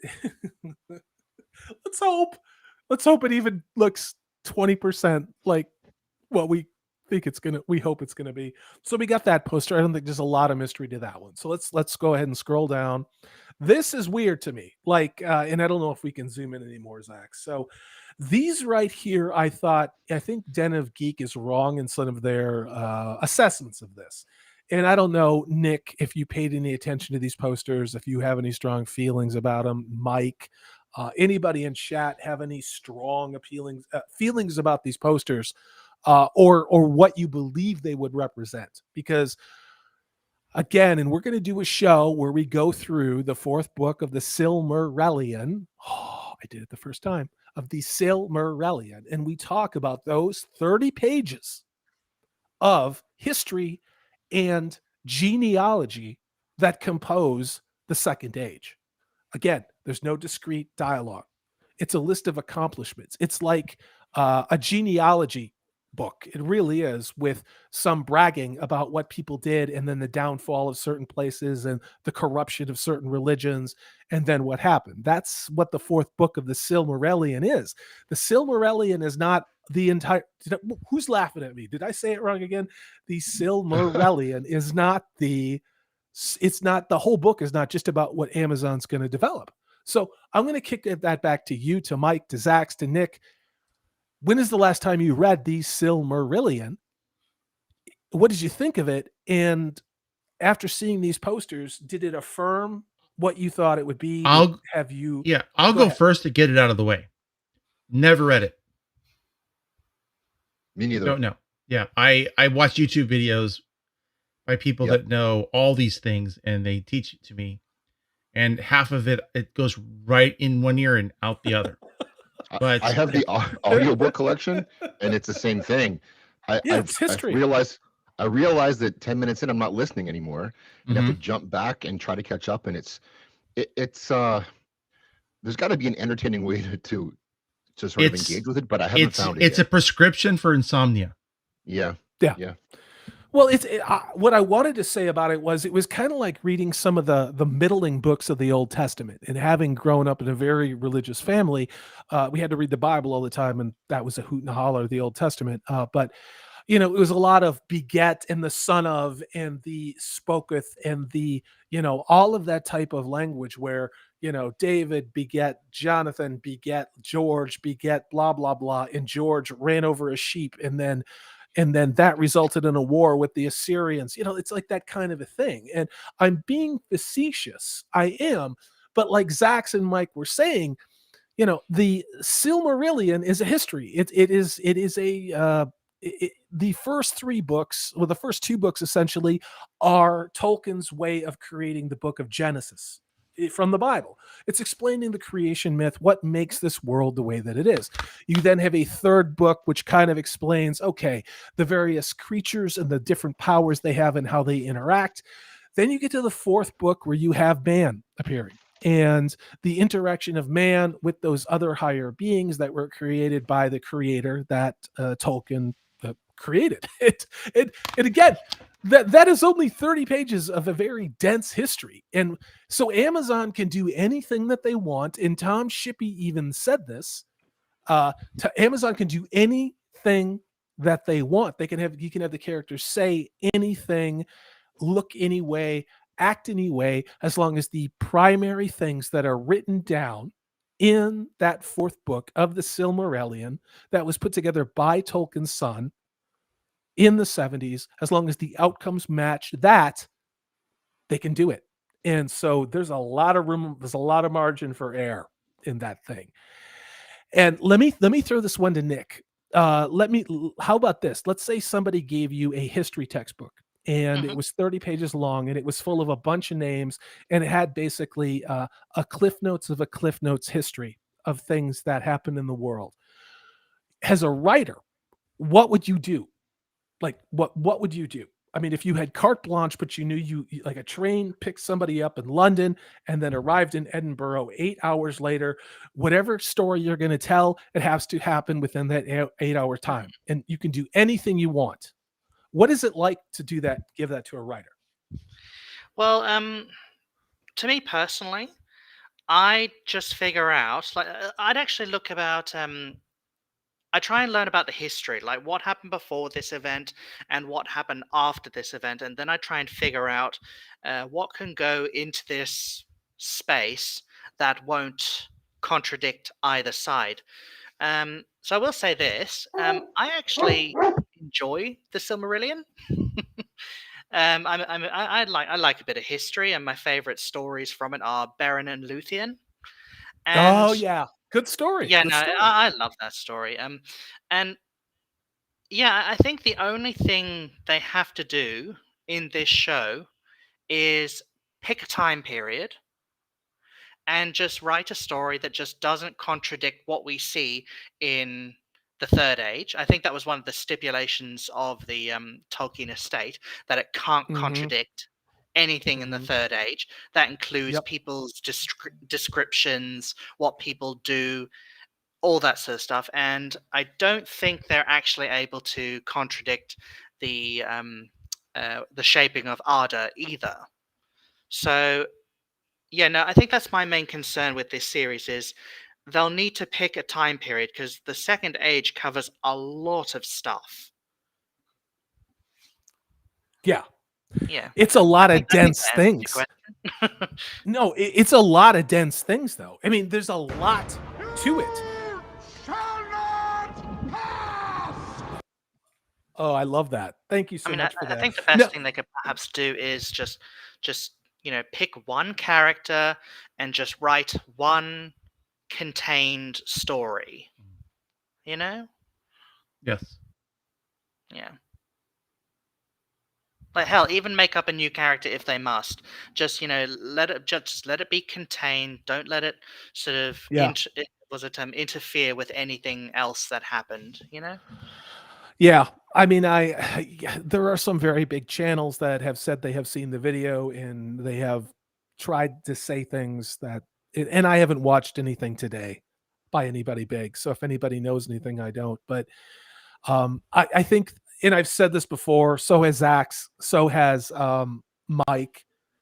I really do believe that Amazon's test balloon for all of this was Wheel of Time. And I think Lord of the Rings, I think we're going to get exactly the same thing, except on a much grander scale. And it's not hard to be much grander scale than the Wheel of Time was. Let me get to Lyle. Let me get to the super chat again.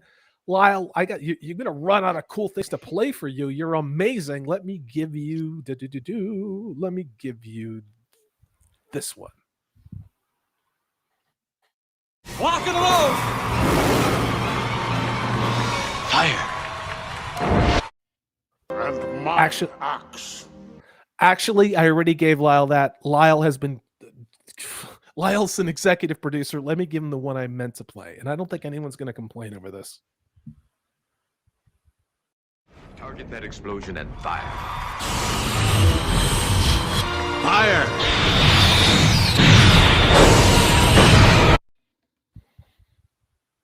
Hail to you, Lyle was that Hammock. from? That was that was from Joking. Wheel of Time. Joking. That was Oh, from Wheel perfect. of Time, ZAXX. Yeah. So this is a $20 super chat from Lyle. Thank you for lighting this up, brother. I really appreciate it. He says, to be clear, I still don't have faith in this show writing. Epic fantasy is not easy. Well, you're not wrong there. I mean, we can have a conversation about a whole lot of fantasy writers that have not had their properties developed. And I think we need to do that. I mean, Terry Brooks had the Sword of Shannara, the Elstones of Shannara done on MTV. But was that really an adaptation? Was that really, And then, like we've talked about, David Eddings. There's a lot of great stuff from David Eddings. And then we start going down the path of Piers Anthony, a whole lot of other Jack Chalker, a lot of really deep fantasy authors with great freaking IPs and multiple books that could be made. But do we even want them to be made now? I'm going to get back to the super chat. Writing epic fantasy is not easy, even if Amazon didn't have its inclusion and diversity requirements. No, I agree with you. And again, you can put whatever person you want in the lead role if they were the best person and the best representation of the character by the author.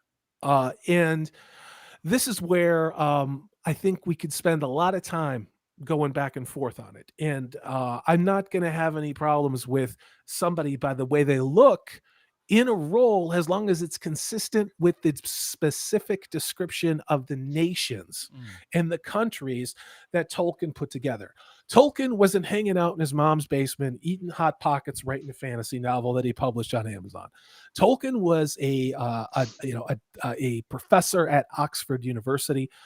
Everything Tolkien did, from creating the cartography to creating a chart of the lunar cycles for Middle Earth, as well as each individual language for his world. He knew what the different races of men, elves, dwarves, elves looked like on his own world. And if they would do that, if they would just stick true to that, that's all we want. We just want it to look like what Tolkien intended it to be. So hail to you again, Lyle Hammock. And every time I turn around, Lyle Hammock is lighting it up. Oh my God, Mike, hit that applause button. And my axe. I mean, I've said it many, many times before. Every comment in chat, every upvote on my video, on ZAXX videos, on Nick's videos that he does with his brother, on OBG70, the biggest channel on YouTube, that you click. True, yeah, that you click a thumbs up on it. It means the world to us. You showing up in the super chat, and I haven't looked lately. The last time that please do. The last time I looked, we had 18 people in the chat. We have 14 now. It must be Mike and the dwarf costume that scared them off. No, I mean, I appreciate it a lot. So again, Lyle Hammock, did I give you something already? You did for that one. There's another one though. But before you do that, I want to welcome Resurrection 117 back to the chat. Yep, he's a Wolf brother, and welcome to William 101. William 101, I missed you. Hail to you. Hey, wait a minute. This Resurrection 117, you just pinged me on Twitter, which is why I seemed a little distracted. I was answering that because I want to make sure my Wolf brothers are taken care of. So hail to you, Resurrection. Hail to you, William 101. This one's for you guys.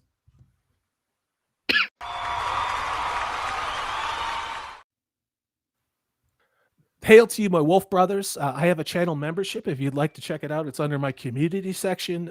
We do cool things. You get cool emojoys. Like William 101, like Resurrection, like other people in the chat, they have the cool icons by their names that identifies them as a channel member. And you also get some cool emojoys you can use. And ZAXX and I were just talking about bringing on different channel members onto the show every week for a little bit of time. We're going to be doing that. So look for that in the YouTube members only comments that I'm going to be sending out. So again, hail to you, Lyle Hammock, $50 US. Unbelievable, you guys. You guys are unbelievable. I am humbled. I am humbled. I am just a poorly trained chimp with a microphone. So hail to the chat. Hail to Lyle Hammock. The poster with the wood armor, apparently I have heard, is a Sylvan or wood elf, which, if true, makes my blood boil. Why, you may ask? Because Tolkien described elves. And where have we seen this one before, Wheel of Time people? Tolkien described elves as fair skin. We know what looks like we know that looks like, and I don't care if I'm called a racist, I need to pull this up. If let's see, the chat got cut off. If you got to help me out here, ZAXX. I don't Okay, what's care up? if I'm called racist. If you want diversity, and then it's cut off. I don't know if you can see it, ZAXX. Oh yeah, I'll get it. I'll get it. Sorry about that. Yeah, If you want Lyle. diversity, use the Herodrim. Yeah, there you So- go. The Herodrim, Herodrim. exactly. Okay, I just said Herodrim, I think. Silmarillion. It's the Heradrin. I think it's the Heradrin. You But, also, but you say emoji wrong. So oh God. yeah, Okay, it's Zach, okay. it's been great having you in the show. I know you gotta go. No Doing such the luck. best that I can here, dude. We're going on almost 2 hours, and I am rocking this thing out pretty darn well. But no, I appreciate it. You guys Yes, keep you me are. honest on that. But let's go back to Lyle Hammock for a second. So the poster with the wood armor is a Sylvan or wood elf. Okay, I think that's right. I think Lyle's right about that one. So Tolkien does describe the elves as fair of skin. Now, what I want to do is run this around the panel. Nick, Mike, ZAXX. Is there any wiggle room in this from your perspective as to far as what the elves can look like? I don't think there is, but do you guys see this? In Tolkien? I actually had this idea ages ago that because Tolkien was very clear about what the elves look like, I think the three main groups of the elves, especially upon the waking of the elves during the age of what is it called? Oh bugger, I'm blanking. Anyway, yeah, they're described very particularly, and I had this idea ages ago that is it possible just for the show could they maybe have created like another group of elves? Yeah, the Vanya, Teleri, and Noldor. That's right. Thanks, Max Mercer. Yeah. Yeah. Is it possible that just for sake, could they create like an original group, to explain the quote unquote diversity? Could. I mean, they could do whatever they want. They But the can. I mean, Sure, yeah, they I mean do they that. can. But yeah, I mean that would explain, why you get different colored elves. Well, you could have different colored elves, but it's a world building issue where they just Yeah. kind of shake up the box and everyone's kind of different inside, and that's not usually how things work. You could have different colored elves for sure, but it's not like it shouldn't be like Lucky Charms. Hmm. And you have to take into account too that elves are a very insular and a very culturally closed off people. Wait So a they minute, don't- time out. they don't- Wait, they don't mix Nick. No. Hold on. Are you saying the elves would be very much like Emmons Field in the Wheel of Time, where it would be a remote village at the end of the world where everyone looked like each other and essentially was ruddy with darker hair, so that someone who is a ginger would stand out in such a small place and didn't really make sense? Is that what you're saying about maybe the elves in some of these areas, that because geographically people stayed within that same area and intermarried and interbred, you came up with a look or a race of people within a race that they essentially all had a commonality and were homogeneous? Is that what you're saying? I would say that. Yeah. No. And what that is it's called geography and biology, and it's manifest throughout the world, which is why if you go to certain areas of the world, there's a lot of people that kind of look all the same. Hey, Corey. Yeah. We have the resident expert actually in the chat now. Miss Martin Muses has joined us, and she's Martin been Muses? reading the Lord of the Rings. I don't know which book she's on now, but I think it's Return of the Okay. King. If she has anything to say in chat about it, I would love to hear from her. You guys, Ms. Martin Muses, if you want to come on for a little while and talk about this, we would love to have you. I am on Twitter. Hit me right now, and I will leave my ding on. So if you guys hear a ding, you will know that Ms. Martin Muses is coming running to join us, and we will be very lucky if she does. If Return not, of the King, yeah. that's fun. I was nice, chatting Jaden in her. Hamilton. I was chatting with her in her stream earlier because I was bored with this one, and she says, "Oh, are we following each other on Twitter?" And I was heartbroken, absolutely devastated. Gutted. But Anyways, Yeah. you know what? I've always thought of them as well as the fad that shouldn't be said earlier. You know, Galadriel was from the Lord of the Rings trilogy, the movies, was exactly how I pictured the elves. Like she's legitimately just exactly how I've always pictured them. True.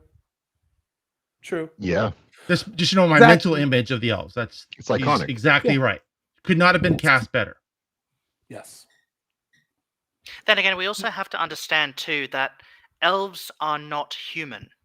Mhm. Exactly. Well, Yeah, wait a minute. humans are human. Nick, Humans are no. human. Nick, I'm going to interrupt you again. Wait a minute. Yep, So go you're for it. saying that a fictional character from fantasy, like an elf, that when you start talking about race, it's really irrelevant because it's a magical made-up creature. Is that what you're saying? Okay. Yeah, I suppose. Yeah. But Yeah, the thing well, is, anyone can use that it's fantasy argument to Mhm. Well, true. excuse any change, really. They're going to. But here's where I'm going with that. Orcs. All of us who have played Dungeons and Dragons and seen what has happened in the last year with what they call problematic content in tabletop role-playing games. Someone looked at an orc, you know, the bad guy in fantasy as well as Dungeons and Dragons for God, almost 50 years. You know, for those of us going back to the original Dungeons and Dragons, I think first edition, Mhm. somebody had to look at these fantasy characters like an orc and call them racist. Somebody looked at a made up fantasy creature like an orc and said, you know what I see in there? I see a person who is not Caucasian. And I think you are unfairly, I think that somehow this magical made up creature represents something to be offended by. And that's what troubles me about all of this stuff, that the projection of the need to create more supply of things to be offended by or things to wokeify or things that are problematic. It's Tolkien. It's a story. It's a story about elves, you know, and men and dwarves and magicians. And they're bringing these things into these fantasy properties and what we love because there's not enough, in my opinion, actual supply in real life. Now, I know that we're starting to go down a political road when I say that, Yeah. but is that fair? I mean, I'm saying that because I'm kind of really deeply frustrated by all this because these are our fandoms and I want to protect these fandoms, and protecting our fandoms has nothing to do with excluding anybody by how they look or who they sleep with. It has to do with just be true to the source material and we could have a really great product. Yeah. Here's the thing with that too, is that outrage with the orcs. I played D&D since as long as I can remember, but I always thought they were green. Yeah, me too. Well, I World don't of know where this Warcraft, came they're from. green. World of Warcraft, they're green. Right. So where did this even come from? Like, you got to They've reach never hard were human. to find that. They're They're not not human human. either. Yeah. I mean, it's like looking at a cave troll and saying, well, the cave trolls are actually, you're making people who are obese feel bad about themselves. It's like, who the hell thinks like that? It's a cave troll. You know why? Because he's a troll and he lives in a cave. You know, it's like, Right. how do you make that leap into, well, that looks like somebody or that looks like me, except without the pink hair and kami tattoos. So I'm offended by that. I don't understand that stuff. I legitimately don't. Let me jump on the super chat. And Ms. Martin, I did ping you on Twitter and send you a link if you want to jump in to this gang of misfits and miscreants. Resurrection 117. Hail to you. This is a wolf brother. Yeah, well, this is a wolf brother. He was actually pinging me on Twitter while I was on the show, and I responded again because I take my wolf brothers seriously. So for $20 US, let me pull up something. Here you go. This is for you. And you have my bow. And my axe. And my axe. Well played, Mike. That is fantastic. You know, Corey, remind me after the stream to hunt down a wolf pack howling sound. Oh, I got him. You do? Send it to me, Yeah, and I'll add it to the I will. soundboard because that would be perfect when we Perfect. call out Wolf Brothers. Yeah, I actually was going to do something like that for tonight, but I ran out of room because, again, we brought on Flaccid at the last minute, so I had to change all the titles on the outro and intro. But and Ms. Martin, I know you're waiting in the background. Let me get to this super chat, and I will bring you in real quick. So, Resurrection 117, this is Wolf Brother, hail to you. $20 says, Lord of the Rings or Wheel of Time. It's short but hard. Like me. Okay, that's funny. That is actually really funny. Resurrection 117. We don't care how tall you are. We don't care what you look like. We don't care who you vote for, or even if you like OBG70 more than you like ZAXX. But we do care about is that you're a fan and you show up I every like week. ZAXX more than I like OBG70. Okay, fair. Fair. Me too. I sometimes like ZAXX more than OBG70. Hail to you, Resurrection. I don't think so. 117. Speaking of liking people more than ZAXX or OBG70, I am going to be bringing in Ms. Martin Musis. We have never live streamed together. Thank you so much for coming on the show. I see you in our chats all the time, and I have followed your own work with Stieg, who I would love to have on the show. I really would, to talk about some things. I'm going to ask you this. You've been listening to this conversation, and we're a bunch of like dim-witted ne'er-do-wells. But what do you think about what you're hearing? What do you think about what you're hearing? And especially when it comes to those posters we got from Amazon. And I'm going to do it one more time. The Lord of the Rings of Power. That is coming from them. Well, the posters are ridiculous. I mean, what the hell even are they? This is the voice of sanity and reason right here. I'm going to tell you that. Yeah. What was there something in, and I'm sorry I didn't see your show today. I was busy trying to schedule and get this stuff going. Has there been some things that you have seen? Like, we're covering this article in Den of Geek, which I actually thought was good. I don't agree with all of their assessments, but it did a good job of trying to lump things together based upon what we know from again, I want to say the Akalabath or the Akalabata, you know what I mean? The fourth book in the Silmarillion. Those characters we know are present are important within it. Were there some posters that you thought were just really odd or weird, or has there been something that has come out that is verifiable that has bothered you and Stieg? What's your position on all this, Ms. Martin? Well, first of all, I did not study these posters in detail or try to connect them to anything, because anything I have seen coming out about this new series tells me I do not at all. Yeah. I know where you're going. Anything to do with any of it. Sorry, a private chat thing popped up. I was making sure it wasn't me. No, it's okay. Yeah, it's like, what the hell did I do? I'm not used to this format, the restream. Anything to do with it. We started to sense that something was wrong when all of the people who are worth anything with Tolkien, they said that they were dropping out of it. And then there's Shippy. Yes, Shippy and John Howe. Yeah. All of them. That was the biggest red flag everywhere. And then all of a sudden, this propaganda started coming through from a site that I shall not be named, that were saying, well, remember back when everything was gay? God, yes. And I'm like, what? But here's the thing. I haven't brought him up because I don't want to legitimize exactly what you're talking about. I'm glad that you did that, though, because we haven't talked about that, because we all knew what that was. We all knew that was queuing up. Please go ahead, continue. Well, that's what I was about ready to say, because it was just so baffling. It's like, why on earth would they even think about this? Why do they care about this right now? And then the good website, the good one, Torque, they said they're getting us ready because that's what they're going to be doing in this new stupid show. And they're getting ready for all the arguments that, well, really, Tolkien, Mr. so Catholic, even the Pope would go to him for advice about catechism, okay? So traditional in every sense of the word. And most importantly, not even in any of his works, any of his letters, anywhere did he suggest this is really a story about gay people.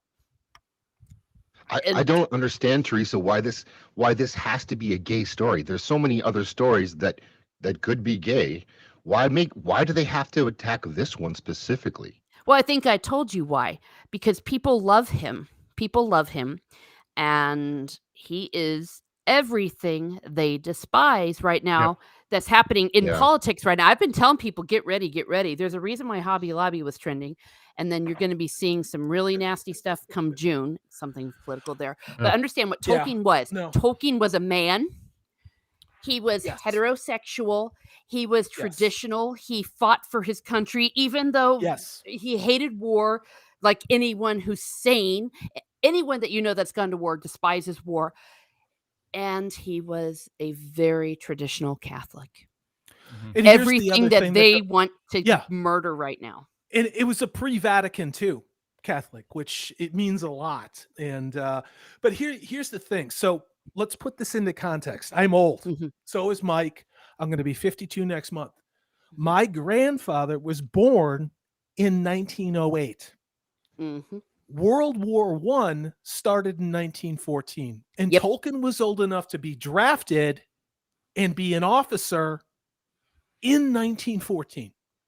So that would make Tolkien at least 15 to 20 years older than my grandfather. So that would mean this would be my great grandfather's generation, and I am 50. So if you are 30 or 25, that would be your great grandfather's generation. So the problem with all this is this whole, we need to make the present, we need to take the history that is inconvenient to the narrative that we're fabricating now, and we have to destroy it. Which is a sign of Marxism. It's a sign of Marxism, and now it's neo-Marxism. And like Ms. Martin Muses says, you have to walk this nice edge of, it's not political. What it is it's like, there are those of us who remember history. There are those of us who taught history. And the history that all of us knew in the 20th century. Me, our parents, my grandparents, our great-grandparents is being erased, and they're not stopping with that. They're taking our properties like the Lord of the Rings, and they're deliberately making it look like what they're pushing now. Now, I'm not going, it's not just about sexuality, you know, like sleep with whoever you want as long as you're two consenting adults. Let me say that again. Yes. Two consenting adults. That's fine. Like, cool. You know, however, Tolkien would not have written characters like that, not because he's a homophobe, but that was not included in literature at that time, and he wouldn't have thought about it. And in Tolkien's case in particular, he went to Oxford. I'm sure he had a lot of close friends who maybe were gay. Like it's always been there. Like it's always been. It is what it is. Yeah. But his characters would not have been. Not from his value system. Would it have been that way from Amazon's diversity and inclusion policy? Yes. Would Tom Shippey would have allowed it? No. And that's kind of where we're at. So I agree with you, Ms. Martin. So and I think you made a good point that it has nothing to do with being homophobic, because there's loads of gay stuff. There has been my whole life in the 80s, even soap operas were having gay people. There was in the 70s, in the 80s. Yeah, it's that's not the story. That's where I am. It's not the story. And there is an aspect of book burning that's going on. It really feels like book burning. If you're trying to erase what the story was. And they're also trying to erase history. When you're saying erase history, literally, because the narrative that some was being put out was, well, remember when everyone, especially the Catholic Church, was against Ian McKellen playing Gandalf because he was gay. That's not true. And that not only is that not true, and everyone, like I was there, everyone was there. We were like, what the hell are you talking about? No one cared that he was gay. Everyone I was loves like, him. oh, yeah. What a news we were excited. We were excited because, and here's why. We got a trailer. We got a trailer over a year before Fellowship of the Ring was ever released. We got a full trailer because, and what it did, because it was loyal to the source material, shocker, people could not wait. People could not wait. They were so excited. And it's unbelievable. I mean, you had to live it to experience it. How excited everybody was about this. And that's 20 years ago. And to put it in perspective, like I was 30. I was 30 20 years ago, which is still blowing my mind. But I was so excited at 30 to finally get Yes. Lord of the Rings. I mean, we had been waiting and we lived through, we got Star Wars, which I still think ended in, 83 with Return of the Jedi. Then everybody lost their minds because something called the Phantom Menace was coming out, and all of us expected George Lucas to come back with the same thing we saw with Star Wars: The Empire Strikes Back, and maybe a little bit of the Return of the Jedi, which I love. But with better special effects. But that's Yeah. different. Yeah. Oh yeah, we lost our minds. Yeah, Lost yeah. our minds. I mean, I bought the hardcover of first edition. I Mhm. bought shirts to wear to the premiere. I went to the first show. Yes. I went to it and I walked out and I was like, why did I see what the hell did I just watch? And the fan backlash on that was pretty instantaneous, and a lot of it was around Jar Jar. Now, were the Yeah, it was effects Jar pretty Jar. good? Yeah, because I still It was loved it, Jar but I Jar. hated Jar Jar. Oh Yeah, yeah. all I've ever wanted was for them to release a version on Blu-ray that had Jar Jar not say one thing. That's it. Well, that's Like, the if you Phantom didn't- edit. You can. Yes, and I it's true, but I want that on Blu-ray. Do you know what I mean? Yeah. Somebody and- do it out but- there. Come on, let us know. But we're going down a rabbit hole, but the applicability of what we're talking about with Star Wars and the original Lord of the Rings trilogy and where we're at right now. And Ms. Martin Muses, I am so glad you came on. You are a total mensch. Thank you so much for joining us on this chat. You're firing me up. You're firing Mike up. And ZAXX, I don't know if he fell and hit his head. I'm sure he's fired up wherever he is too. So I'm talking to the chat, the people who are here to watch us. So I'm keeping them going while you guys nerd out over here. I know ZAXX is the hardest working mod in show business. He is. He's also my psychologist and therapist during the week when I'm losing my mind trying to put the show list together. And every night we come on and I press that go button and I don't know what we're gonna get. And tonight I'm having a lot of fun. The It's twists always and gold, turns Corey. that It's we always have. gold. It's always cold. It's always cold, especially in Canada. So let me circle back to this. And we talked about it last week when I had MVP Max Field von Priestley on. What do we do? What do we do now? I think we know with a high degree of certainty, Mike, ZAXX, Nick. Yeah. Nick, you're awful quiet. Did they cart you off and take you to one of those camps in Australia? What now that let's say there's a miracle. Let's say there's a Hail Mary, no pun intended, to Tolkien. And this thing turns out to be a little better than the Wheel of Time. How would we feel? That's a low about bar. I was about ready to say that's why I said it. That's why I said Yeah. it. Like I think all of us have a certain tolerance for what we're going to see, where we're just going to turn off that first episode and then immediately run in the other room and start screaming profanity into our YouTube setup to make a video because we have to get it out of our system. I know for me with Wheel of Time, it was 18 seconds into the first episode with the voiceover of Moraine talking about how all men were bad. We don't know what we're going. Well, we can guess what we're going to get with the Lord of the Rings. We know how it's going to start, I think, and I think we know how it's going to finish if they're staying true to the history of the Second Age in the Silmarillion. I need to drink a little more bourbon. Is there something that breaks you as a person? Is there a character that you know from the books? And I know we all know Gladriel. We know the story of Numenor. We know Sauron. We know, I can't say a lot. I'm not going to say their names because everybody's going to make fun of me. Is there something that if you see it, you're going to go, okay? Or is there is it literally the self-destruct button where you click that remote off and you walk away from this in the first episode? Like, what would it take? I don't think I'll be watching this at all. I mean, the second I heard about hobbits in the That's Second crazy. Age, I was like, they don't feature. Well, I have to watch it. I have no choice. Well, I bought this. I have to watch it. It's true. You have to wear that while you're watching it.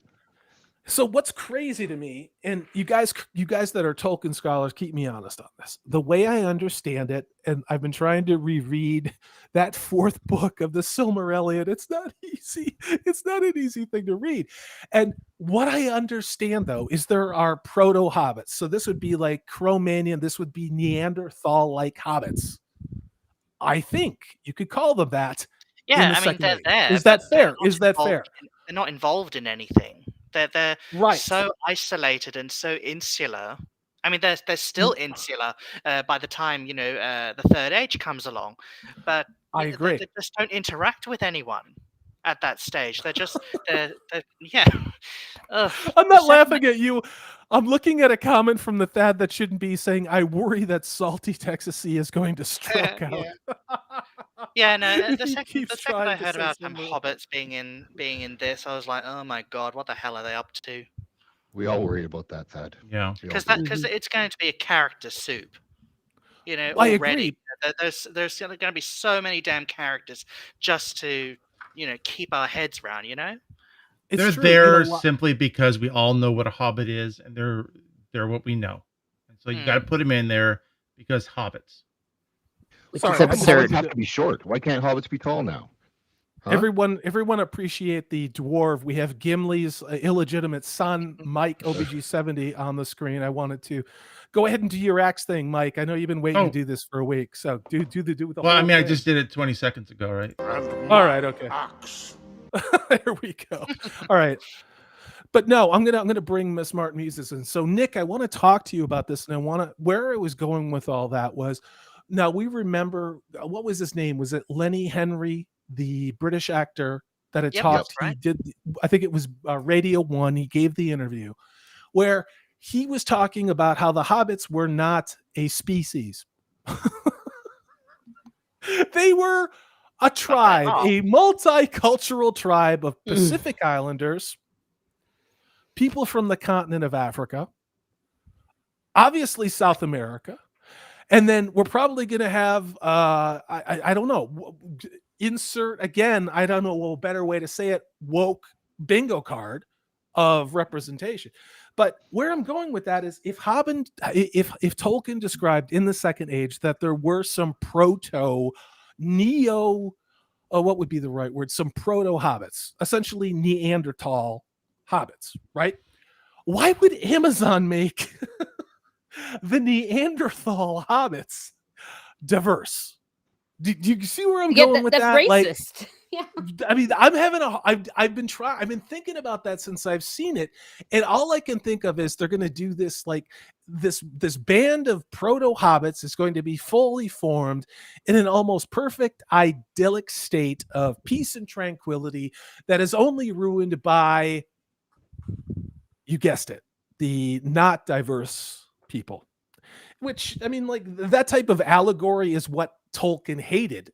And there were super chats last week where we talked about that, that came in, that saying Tolkien hated allegory, and he did. Now, oh my God, I turn around, Lyle Hammock again. Mike, hit that applause button, and I'm going to try and I'm running out of things to do for you guys. Well, since we're on Tolkien, I'm going to do this one again. This is a fan favorite. This is Axe. and Mike's axe. Here you go, Lyle Hammock.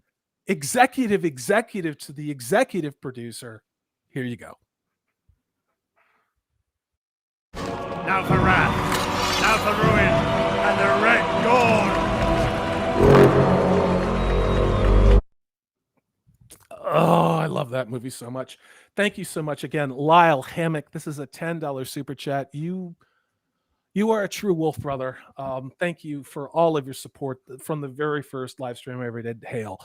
He says the elves only bred within their own communities. Miss Martin Muses, I'm gonna want you to jump on this after this. Not with humans. Don't say it like that. Yeah, I don't breed with elves either. Yeah. No. Dude, don't knock it. And I don't jump on them either. Yeah. All right, I feel like we need to restart this. I don't know why it went that way. I'm blaming the Canadian over there. The Canadian, you just chill out over there. The elves honk, only bred. Hey, honk honk, honk honk, right. from the bottom of my heart. The elves only bred within their own communities, not with humans. So there is not the differences you get with humans, the elven nobility especially, where almost incestuous that is entirely accurate, especially if you look at the third book, the book that came before the fourth book that is talks about the second age. They were almost incestuous with who they bonded with. Hail to you, Lyle Hammock, dropping that deep Tolkien wisdom. Hail to you. Now, I'm going to kick this one over to you, to Miss Martin Muses.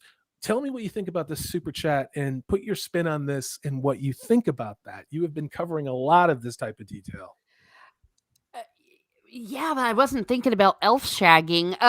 Well, wait a minute. Wait a minute. I don't want you to cast aspersions on my hobbies. I'm just going to say that. No, nothing wrong with that. Hey, remember we said no judgment between consenting adults. It's true. Well, yeah, or well, else, yes. or else. Well, yeah, of course they didn't screw outside. That's why it was such a big deal when the whole Baron and Luthien thing, and then when Arwen chooses to go off with Aragorn. Yeah, it just wasn't done.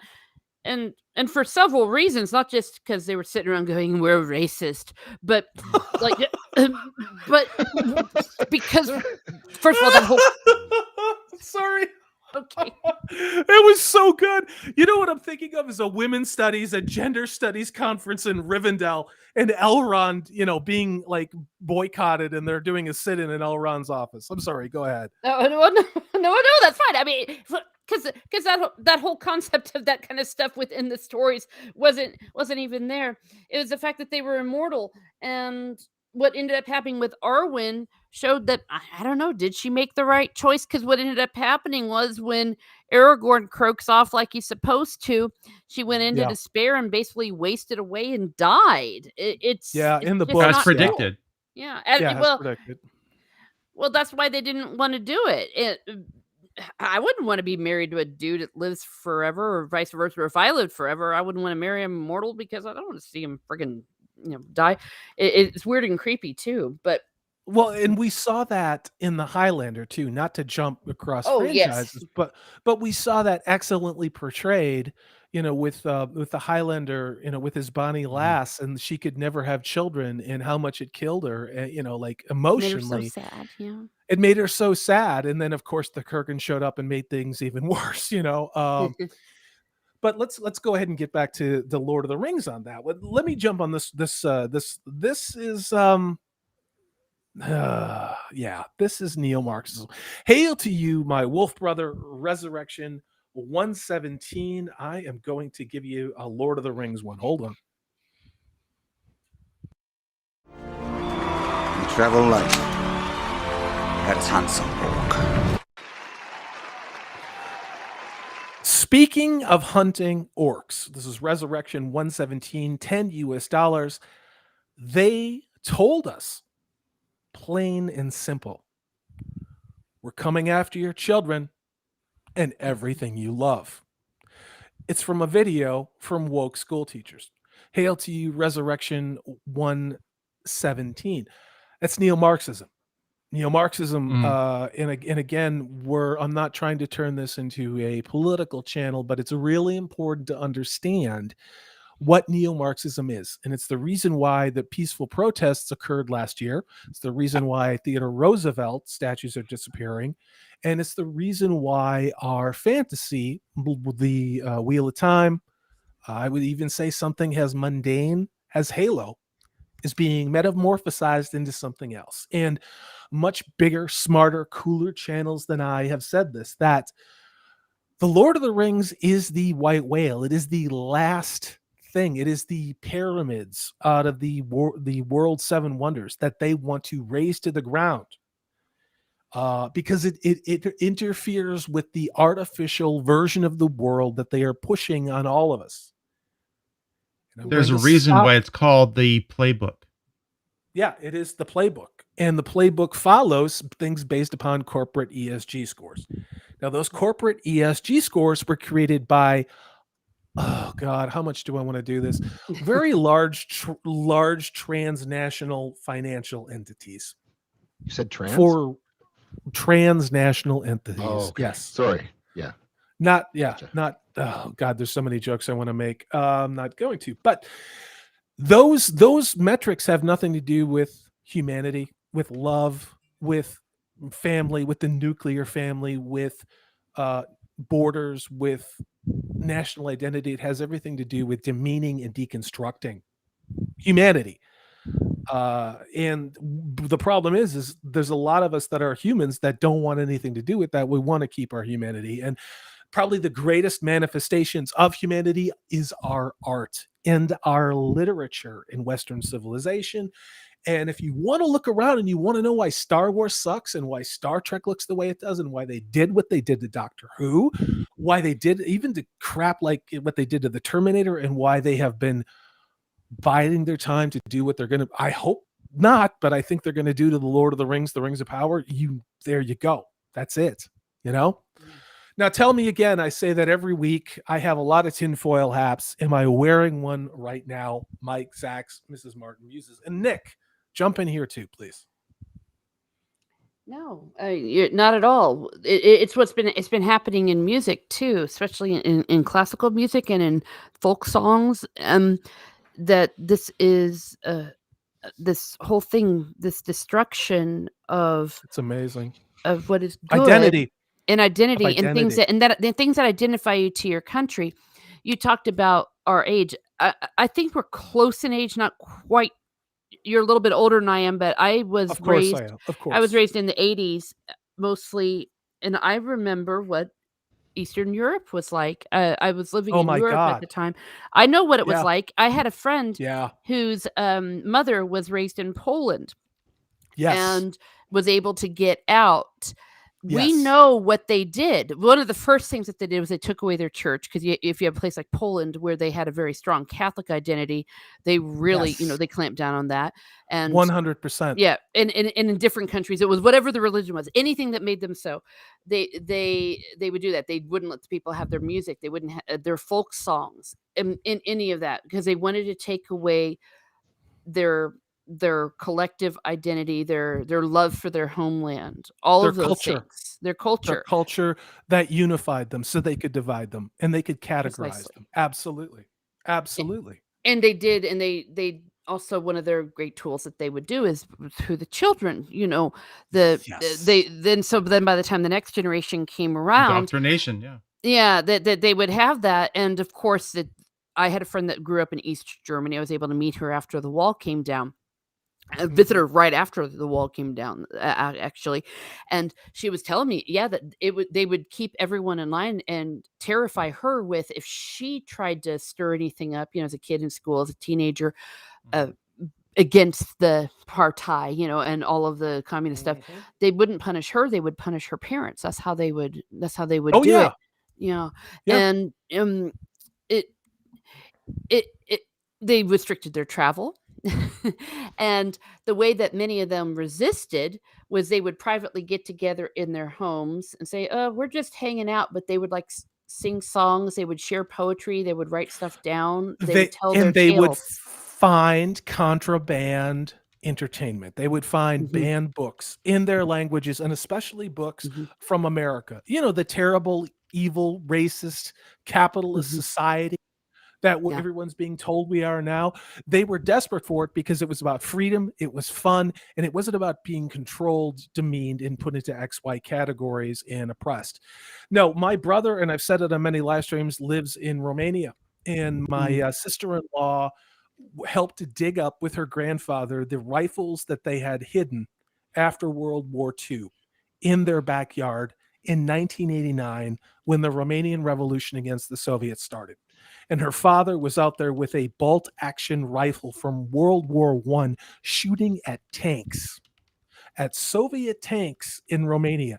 So if you want to know what collectivism looks like, it always ends with a tank. And we saw that in 1989 in another country, didn't we? I'm going to get to this super chat before we get nuked for wrong thing. This is from Daniel. It's $5 US. Says, because conquering territory is how you win a war. That's why. Well, I think that's great. They want to conquer these great works. Absolutely true. It's I'm not going to go down that road. Like I've said before, I went to a college whose motto was "We are the boot camp for the revolution." I was dealing with this stuff 30 years ago. This is not hyperbole. And I will share a little bit more with that. At the time, I was the head of the men's center, going up against third wave feminists. And let me tell you what we did in the men's center, and you guys are going to laugh. We would have drum circles and listen to the Grateful Dead and get drunk and read Robert Bly and read men's poetry. That's what we did. And that was threatening. That was threatening to third wave feminism 30 years ago. The fact that we existed as men was the problem. It wasn't about compromise. It wasn't about equality. It was about the problem we existed at all was a problem for them. So hail to Hold you, on. Daniel. Until a couch had to be moved. Then then it's okay. Or a spider true. needed to be squashed. Yeah. Well, Although my there's a lot wife of things kills I the wanna spiders, say. not me.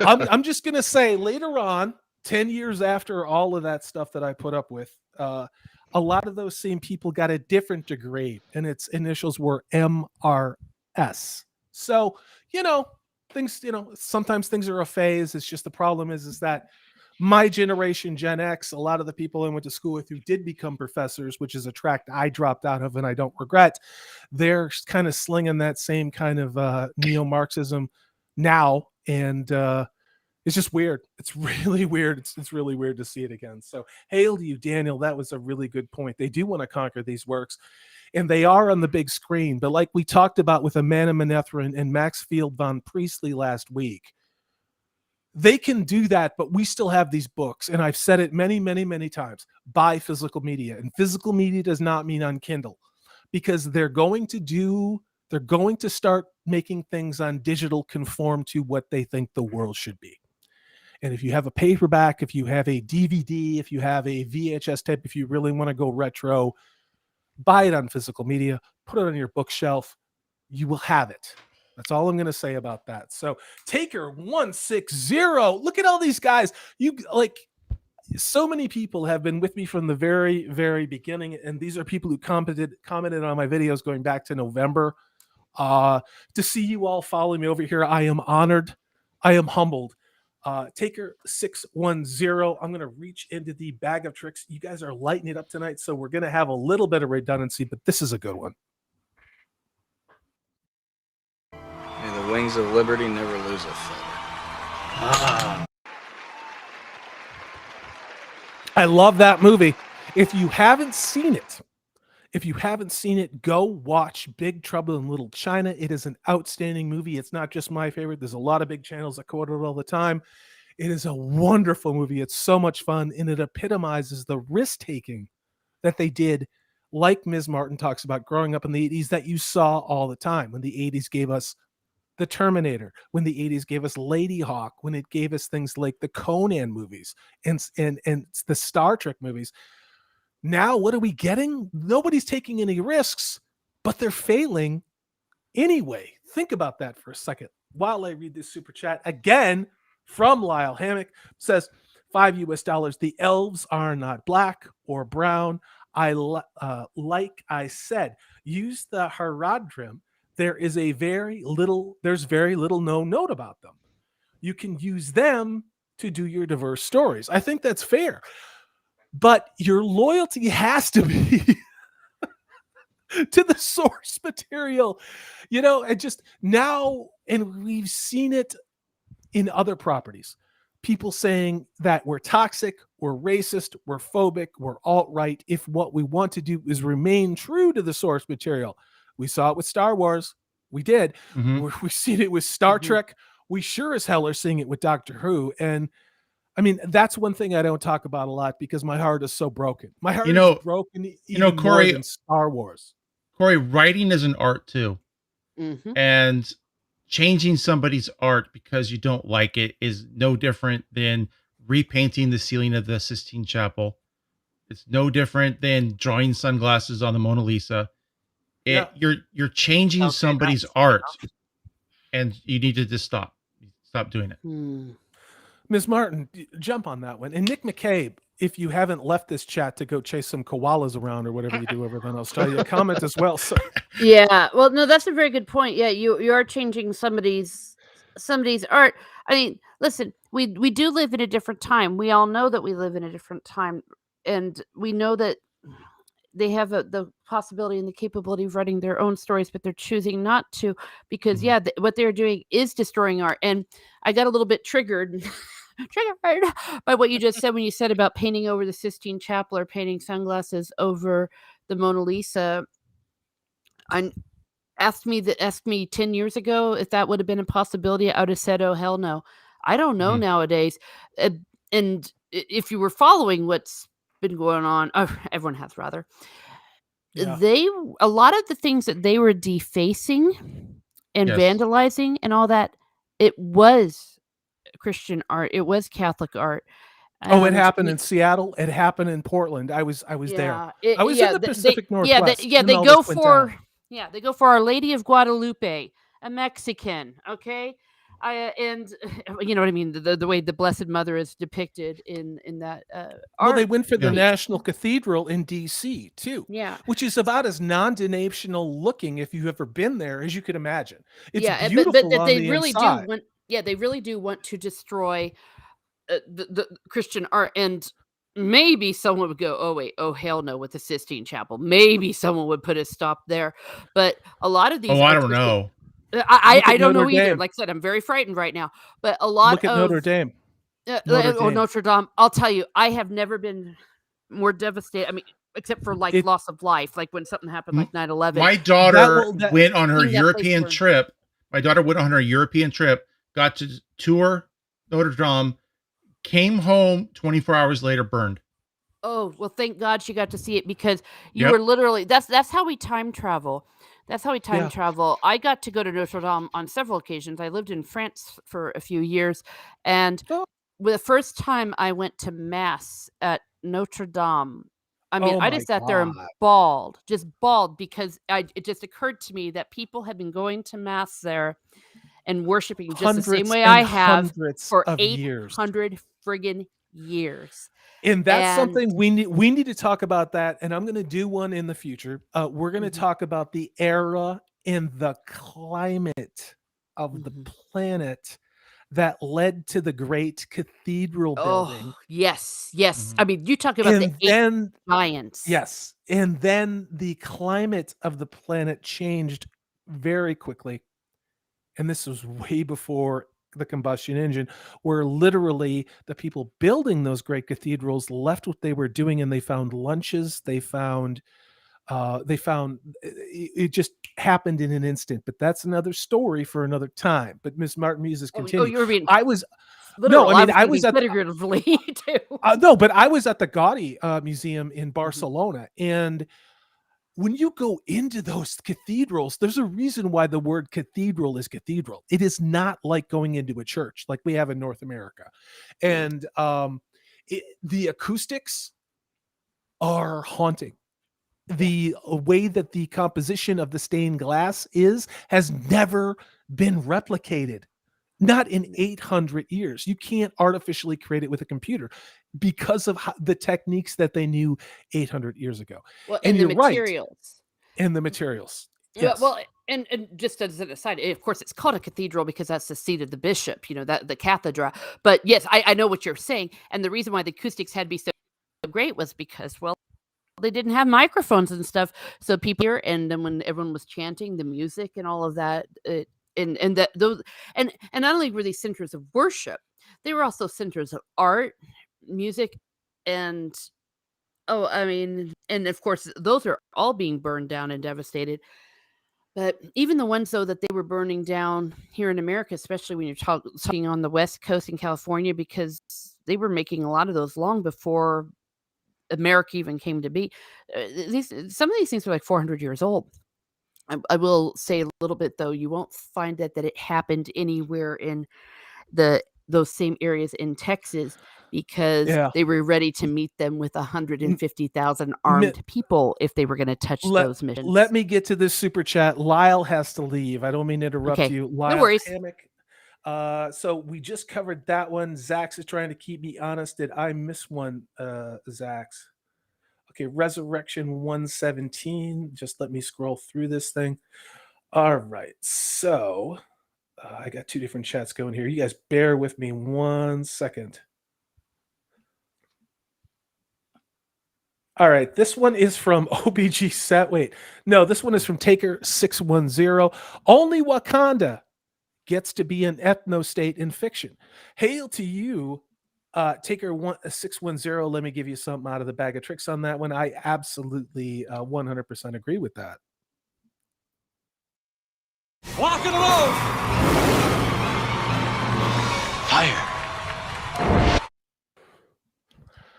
Yeah, I'm not going to get into the specifics of that. I think we all know something that's pretty obvious is we're being sold something as an agenda, and it's a deconstructive agenda. And last week, Amanda Maneshran used the word reductive. It's reductive and it's demeaning, and it's taking superficial qualities and promoting those as if the people that look like that somehow can't accomplish things on their own. I have a real problem with that, and it doesn't matter what your melanin content is. It's just insane to me. People are people, but like I said, I grew up in another time where we were told very specifically, you don't judge somebody by how they look, by who they sleep with, by how they vote. You judge them by how they treat you back.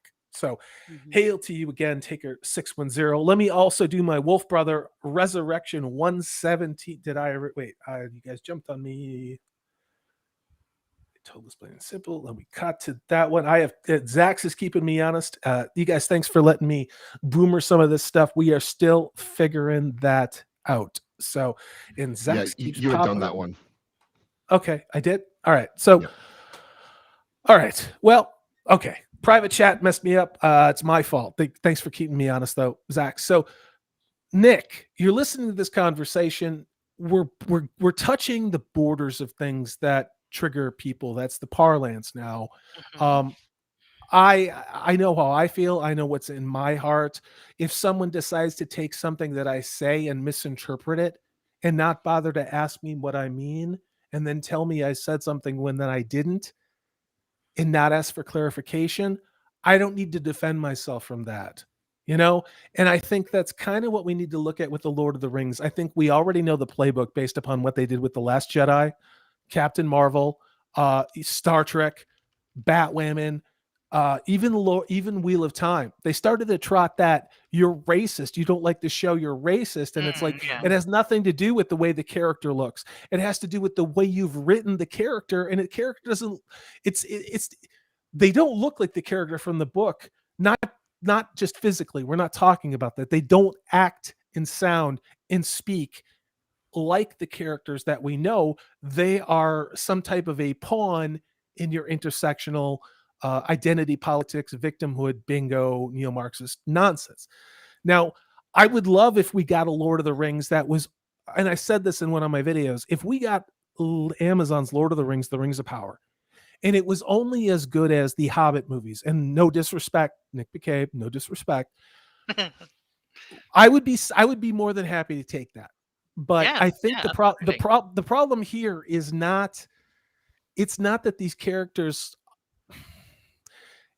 are diverse. It's not what it is. I think what we're going to get is it's going to be written as how 99% agenda and platform and 1% Tolkien, meaning that the character has a name from Tolkien.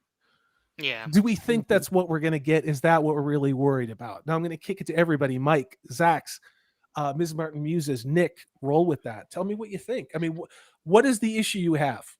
What is your biggest fear with this property? I think considering what Amazon did to Wheel of Time, I have a feeling that this Lord of the Rings of Power is only going to be Tolkien in name only. Yeah. And just to comment on what you said a little bit earlier about the destruction of media and art and all that sort of stuff, it just reminded me of what happened a few years ago in Palmyra. With the terrorist organization ISIS. Oh God, I wanted to bring that up. I remember. Go ahead, Nick. Yeah, Tell and him. Tell yes, him. all of this. I think I don't know. I got the feeling of it ages ago. It just sort of popped into my head just then, that all this destruction, all this what do you call it? All this deconstruction and whatnot reminds me terribly of terrorist actions, because it's terrorists who destroy the past. They don't Yeah. want to learn from the past. They destroy the past so they can supplant it with their ideology, with their religion, with Yes. their ideals, and Yes. etc. Yes. etc. Now I'm old, and I don't know how old you are, Nick. Not that we're comparing birth certificates. That's not what this is. It's the object of 31. terror. Well, okay, well, there you go. I mean, you could be my illegitimate son. There were a lot of nights about that time. Never mind. So, sorry. The definition of terror and the purpose of terrorism, the way they taught it to us in the late 80s and early 90s, was two things. Number one, to cause chaos, and number two, to demoralize the enemy. Those are the purposes of that. Was the original purposes of terrorism. Now, when you overlay that with the destruction of if I remember correctly, it were these 3,000-year-old, 100-foot tall statues of Buddha in Palmyra. Is that what you're referring to? No, it was I believe Okay. it was a Christian site, and they just completely defaced all this ancient like artwork and everything, like like tiles and statues, and Oh, just it was complete destruction. it sounds like that was Byzantine. That was probably a Mm. Byzantine part of. But I don't know no, much about it, but this is going go back ahead. a while. But the yeah, destruction it of just those reminds me of things, that. Yeah, it's beautiful, and and history as well. that's the thing, is it's history. It's not like you go down to a church on the corner that's in a strip mall. It's not the same thing. These are things that there are plenty of other religions, and I'm going to leave a very pregnant pause there. There are a lot of other very large religions in the world that have very old ancient traditions and very old holy sites that I don't see a lot of Westerners wanting to go and deface and destroy. They like to You want, know, they want to and keep their no. heads. That's why. Yeah. But also, it's just weird that the destruction that we're seeing is coming from within. It's the self-loathing, this hate of, it's not limited to just physical buildings now. We're going to destroy the culture in which we grew up, that gave us all of this privilege to be upper middle class kids who got to go to a private university to learn how to be a Marxist. And we're going to destroy the very system that allowed us to have that freedom and prosperity. And because it's really hard to actually do something that matters, we're going to tear down Tolkien. We're going to tear down Robert Jordan. We're going to tear down all of these problematic characters in comic books. Because it's all these people know how to do. They don't know how to create. Yes. Let me get to this super chat by Daniel, because I think this is relevant. Hail to you, Daniel. This is a $10 super chat. You guys, I'm cycling through these. I got to make more of these things. All right, here you go. This is for you, Daniel. Target that explosion and fire. Fire!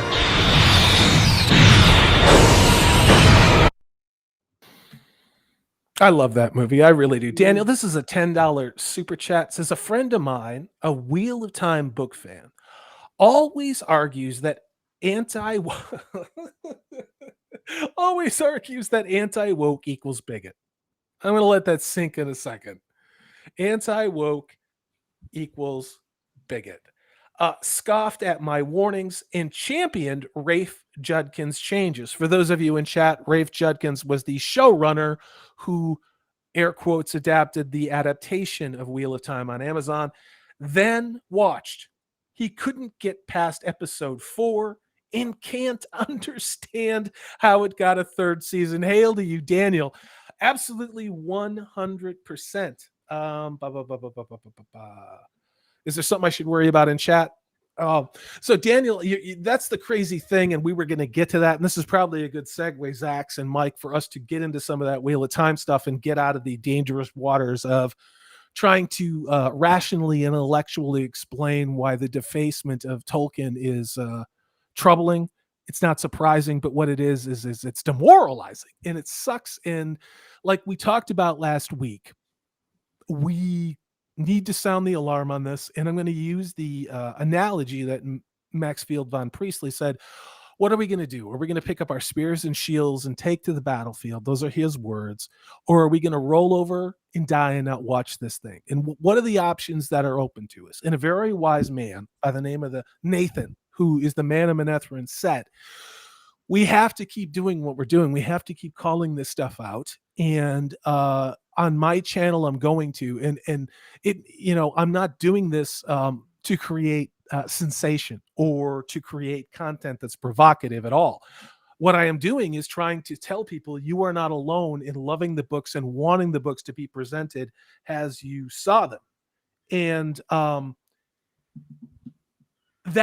don't know how you can apply an ideology to loving a book and wanting the book to be faithfully adapted. And Miss Martin, I think you touched on that. And Nick, I know you touched on it. Mike, tell ZAXX, you guys jump in on that thing. I'm not taking the argument that it's istophobic to not want an adaptation of a book that doesn't look like the adaptation of a book, and not just superficially, but the tone, the messaging, that much like we saw with the Wheel of Time, we're getting characters in name only, not even being in the right places, doing things they never did, because it's easy for lazy, ineffective writers who value pushing their talking points more than the source material. Anybody jump on that one? I think Daniel. it's entirely reasonable to feel that way. I mean, we are fans of Lord of the Rings because it's Lord of the Rings. We are fans of Tolkien because it's Tolkien. We're fans of Wheel of Time because it's Wheel of Time, not because it's some half-assed copy of it, and I think that's what a lot of modern writers, especially in Hollywood and whatnot, are really forgetting, is that when they adapt something, they're forgetting to adapt. It's Tolkien we like, not their stuff. Their job is just to adapt Tolkien. I think that a lot of it comes down to the motivation. So why are you making these changes? And are the changes going to make for a better story? That's also a good question.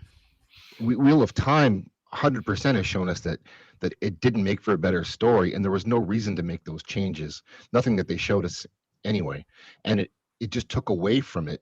And it already set a whole part of the fandom aside right away with the casting announcements. And then they didn't give you a reason for those casting announcements to have been made in the show itself.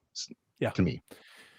You guys touched on a really good point there, and I'm sorry if I cut you off. I heard you inhaling to unload, Miss Martin Muses. Hold your fire, ma'am.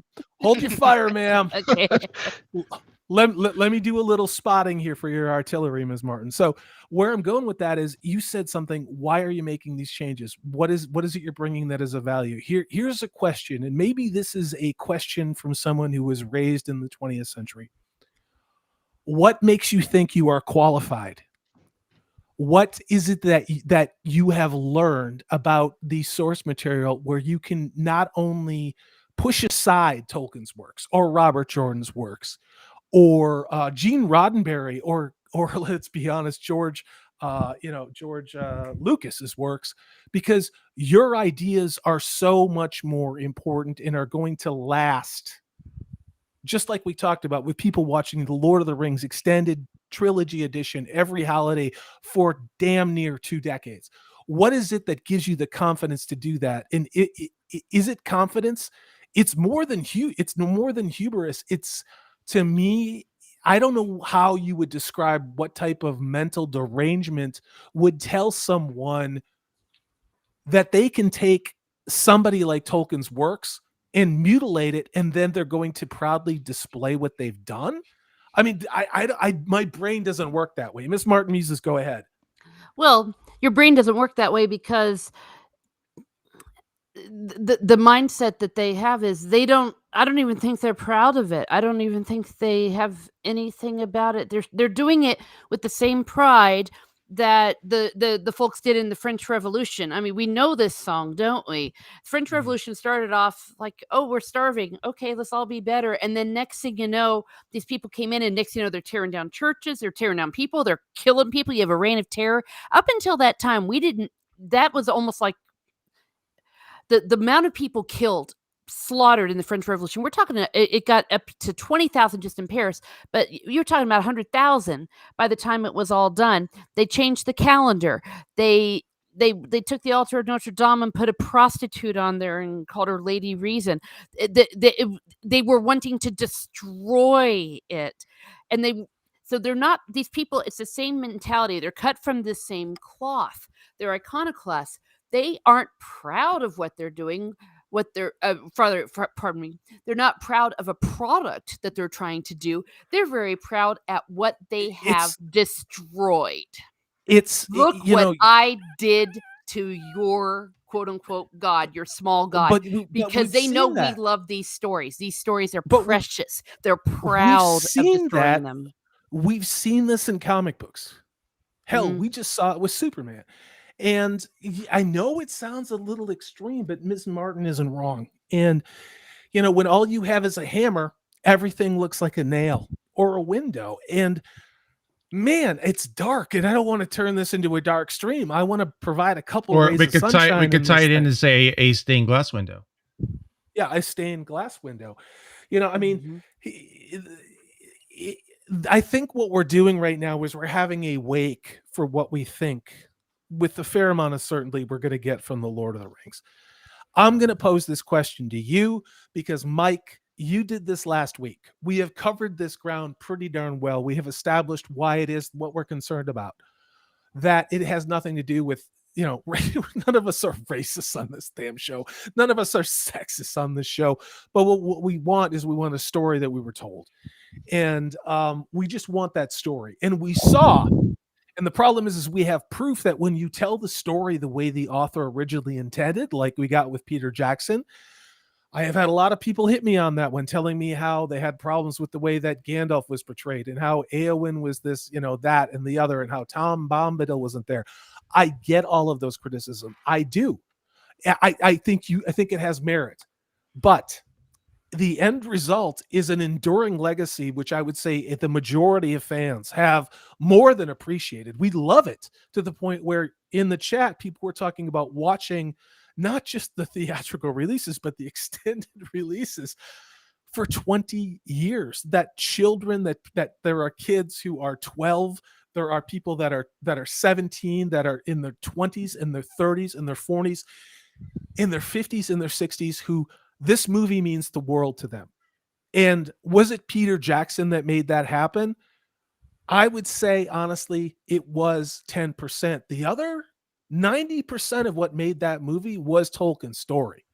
It really was. And of course, the characterizations, that we got. But Tolkien made the story. And like Peter Jackson said on that Charlie Rose interview that people show, he didn't want to tell his story. He didn't want to talk about being a New Zealander and New Zealand politics and representing New Zealand issues from the year 2000. He wanted to tell Tolkien's story. And that's why the damn 3 movies are what they are. And that's all that we want. And I just, now that we know that, what are we going to do about it? How can we take to our battlefield culturally? And I don't want to call it the culture war. This is it a culture war? This is more like we are watching the very ground on which we stand being destroyed in front of us. What are we going to do about it? What can we do about it? What should we do about it? Open to everybody. Yeah. I think the only thing we can do is speak with our wallets. Just don't watch. Yep. Yeah. I have every intention. I said this on my stream on Saturday. I'm not going to watch. I'm not going to talk about it. I'm not going to tweet all about it all over my tweet. And I'm not judging anyone that is, because everyone makes their own choice. This is my choice. I am not going to give them one little bit of attention, because one thing about bullies is anyone will tell you, how do you stand up to a bully? For the most part, You are the kind of person that can't be bullied. Bullies will look around and see, oh, wait, I can go and poke at her and she'll completely ignore me, that she's not giving me the response I want. But this kid over here, he does or she does. That's the person I'm going to go get. I then am going to continue to do what I am doing on my channel, which is as I'm doing a chapter by chapter of Lord of the Rings. After we're done, we're going to do The Hobbit. Then we're going to go through the Silmarillion chapter by chapter, maybe paragraph by paragraph, because it is very, very deep. I've been doing series on the letters of Tolkien. I am presenting the work, and it really means something to me when in my chat someone goes, dang, I've never actually read these books. Now I want to read them. Now I want to read them. You go. That's a lot of why we do what we do. And Mike and I have both said this in other live streams. We said it last week that, and even Nick McCabe, like I've said it in this live stream, there are people who keep pinging me in my comment section on my videos and just saying, I didn't know what the hell Wheel of Time was. I watched the show. I thought it was trash. I went on YouTube. I stumbled across your videos. You told me to read the book. I'm reading the book. It is freaking awesome. And we had a comment like that tonight. And I'm going to go to Taker 610 with another super chat. Hail to you. Let me pull something out over here. Boy, I'm running out of things to play. Let's do this one. We travel light. That is handsome walk. Hail to you, Taker 610. So $5 super chat. Thank you. I saw it spelled out Notre Dame on a school PowerPoint once. I'm not shocked by that. Common Core spelling. SMH, you guys, I'm not a hipster. Tell me what SMH is. Shaking my head. Shaking my head. Thank you very much, Mike. That's why I keep you around. You are more than just a pretty face. I don't care what people say. That was fast. When I sought when I sought out Wheel of Time reviews, yours were the funniest, so I've stuck around. Taker 610, thank you. We use humor to mask our despair, and there was a lot to despair over in Amazon's Wheel of Time air quotes adaptation. Hail to you, 610. Mike, you talked about what we should do last week. Based upon what you've heard tonight with what we think we're going to get with the Lord of the Rings, have you evolved your position, or what is it that you think we should do? We know things are wrong. We do, and we don't just want to be doom and gloom, but different than Miss Smart Muse's position, I say for us content creators, providing an alternative to actually watch. I mean, how many people have you had, Corey, that's commented and said, I don't watch the actual episodes. I come to you to watch a review of the episode. And I think that getting the word out that this, oops, something went wrong. Try reloading the page. Okay. It went away. So getting the word out that something's really, really bad, if you can keep, for every one person like myself, if you can keep 10 people from clicking that button and actually starting the stream, you know what I mean by stream from Amazon? Yeah. They don't get that. They can't tick that on their little ticker. You know, they don't get that extra person. So hold on 1 second. Mike, our chat got nuked. It was because of a Russian bot. I tried to stop it. If you're making comments, if you made comments in the last couple of seconds, please repost them. We will get to them. I'm sorry. That was a Russian bot that did that. Mike, continue. I didn't. Oh, that's what it was. Okay. All right. So I just think that pushing back and telling people this is awful and explaining why it's awful and you shouldn't be watching it. If the word gets out, you know, like people like /r White Cloaks on Reddit about Wheel of Time, it's a hugely fast growing subreddit for people that are very disenfranchised. They don't feel like Wheel of Time is for them. If you do the same thing for Lord of the Rings, if you have a place people talk about it, they'll stop watching it. And I think ultimately watch the first 10 minutes and then click off. And then they see that people have started it, hated it, stop watching it. That's probably what I'll do. But I just don't know if that's really going to work. I think ultimately it's about the ratings. They have the numbers. They keep them private. They keep them private. And ZAXX, go ahead. I want to hear you, dude. Yeah, so there's a few things. The first is sort of based on what Teresa said earlier, but don't just vote with your wallet in terms of not buying stuff. But if there's something that is good, support it, promote it. So that's financially, that's share it out, get people to watch it, buy it. And so that's part of it. And I think the other thing we can do, which I'm trying to do, is if it's bad, make fun of it. Make fun of it in a way that, isn't going to get you canceled, but that, draws attention to some of the flaws in it. Like, be smart about it, but make fun of it. Well, I mean, I didn't have too much of a problem with the Star Wars prequels by George Lucas. I didn't really care for it, but it wasn't something I hated. I didn't hate it until I saw Red Letter Media's multiple, episode. Mr. Plinkett. My cough was deliberate. My cough was deliberate. Okay. It was a little more gentle than Nathan's last week. Sorry about that.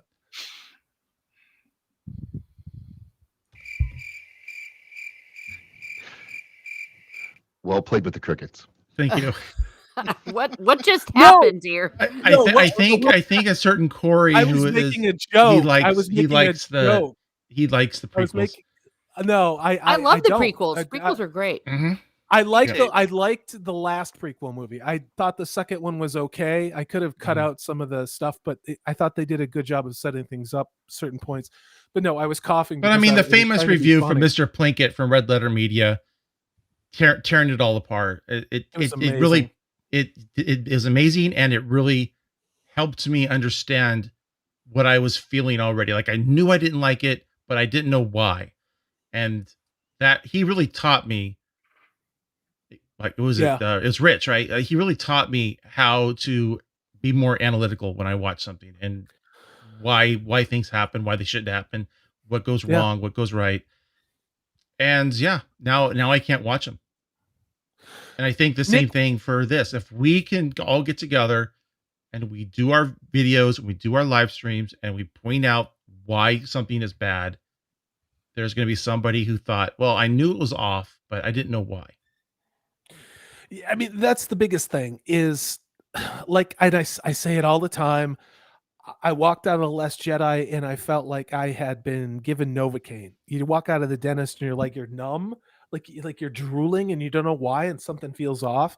And like I said, I went through all these different stages of grief and bargaining. Like, it was a Star Wars movie. It had Luke Skywalker in it. And like, why were there your mama jokes? Why were there bombers with gravity in space? Why was Leia Mary Poppins? Like, I was like, who the hell is Admiral Holdo? Like, I was like, what the hell is going on? And I went to YouTube, again, being someone who, I didn't care about YouTube back then. I went to YouTube to learn how to change a certain fuse on my truck or my O2 sensor on my truck, because I didn't know where the hell it was.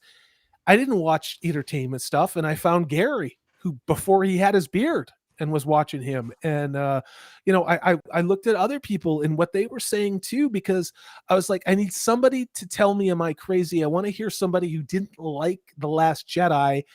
I want to hear their opinions on it. And again, I don't just take things and believe them. I wanted to hear a well-reasoned argument why. And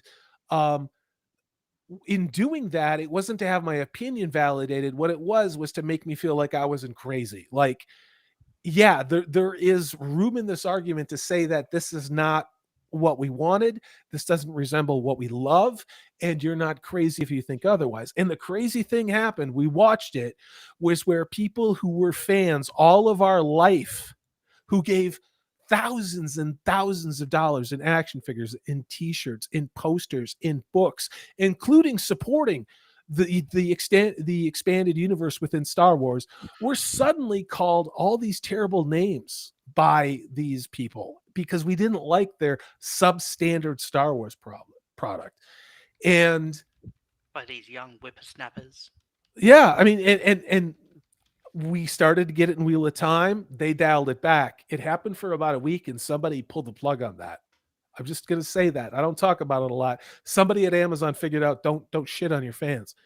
I think with this Lord of the Rings property, though, it's going to be so much more fortified, and I'm using my air quotes on that, on Rotten Tomatoes, on IMDb, on Metacritic, where the scores we see cannot fall. This property cannot fail. and on a scale even much grander than Wheel of Time. And we all saw what was happening with the ratings over there on Amazon, on Rotten Tomatoes, on IMDb.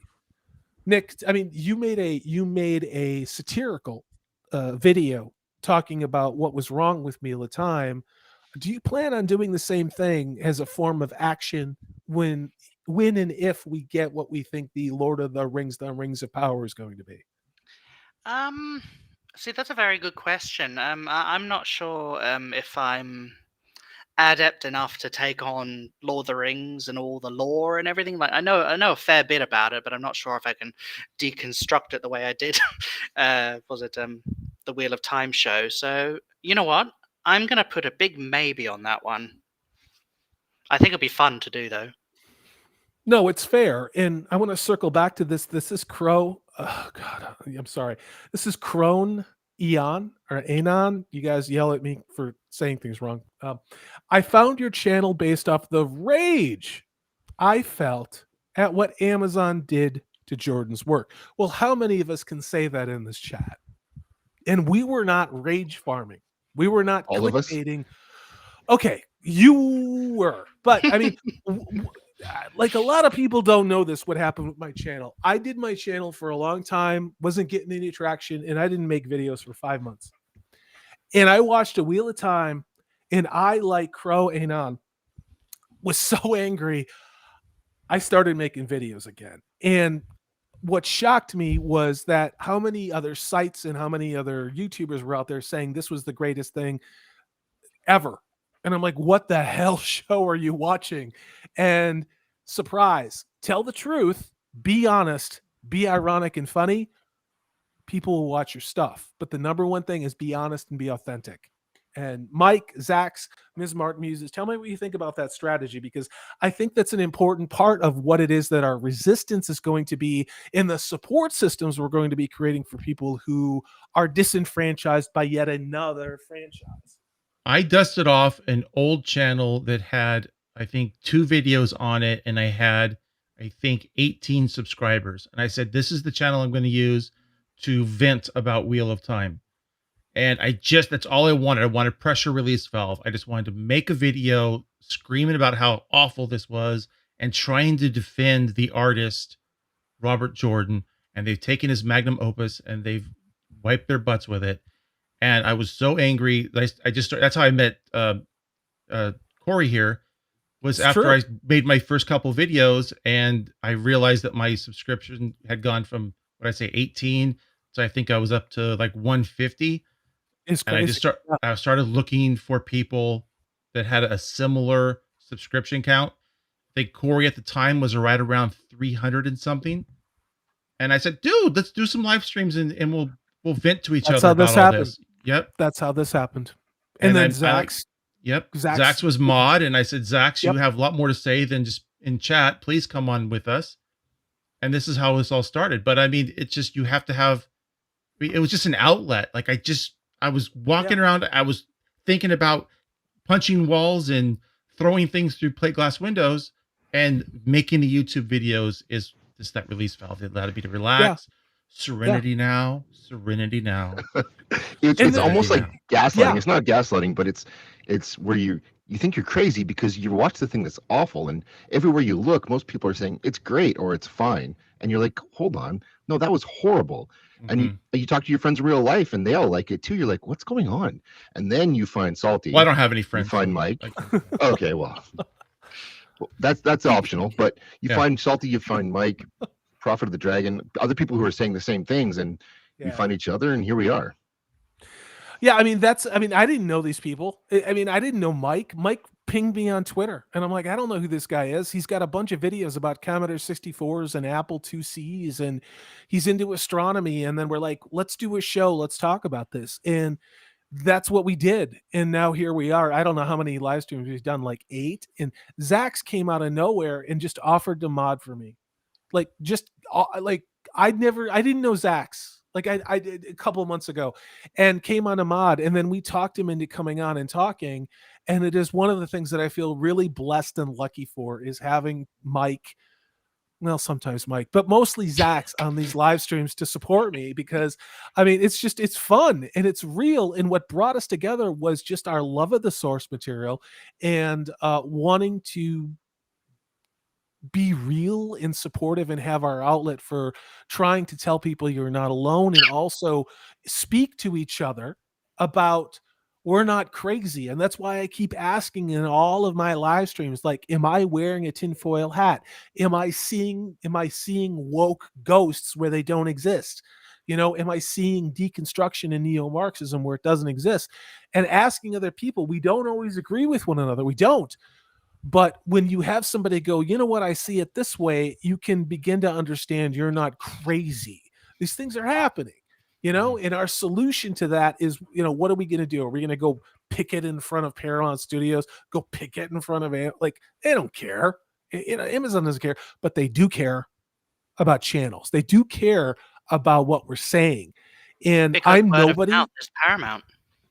Well, and I'm nobody, but I had videos that about Wheel of Time that got 30,000, 20,000, you know, 15,000 views routinely because I was critical of Amazon.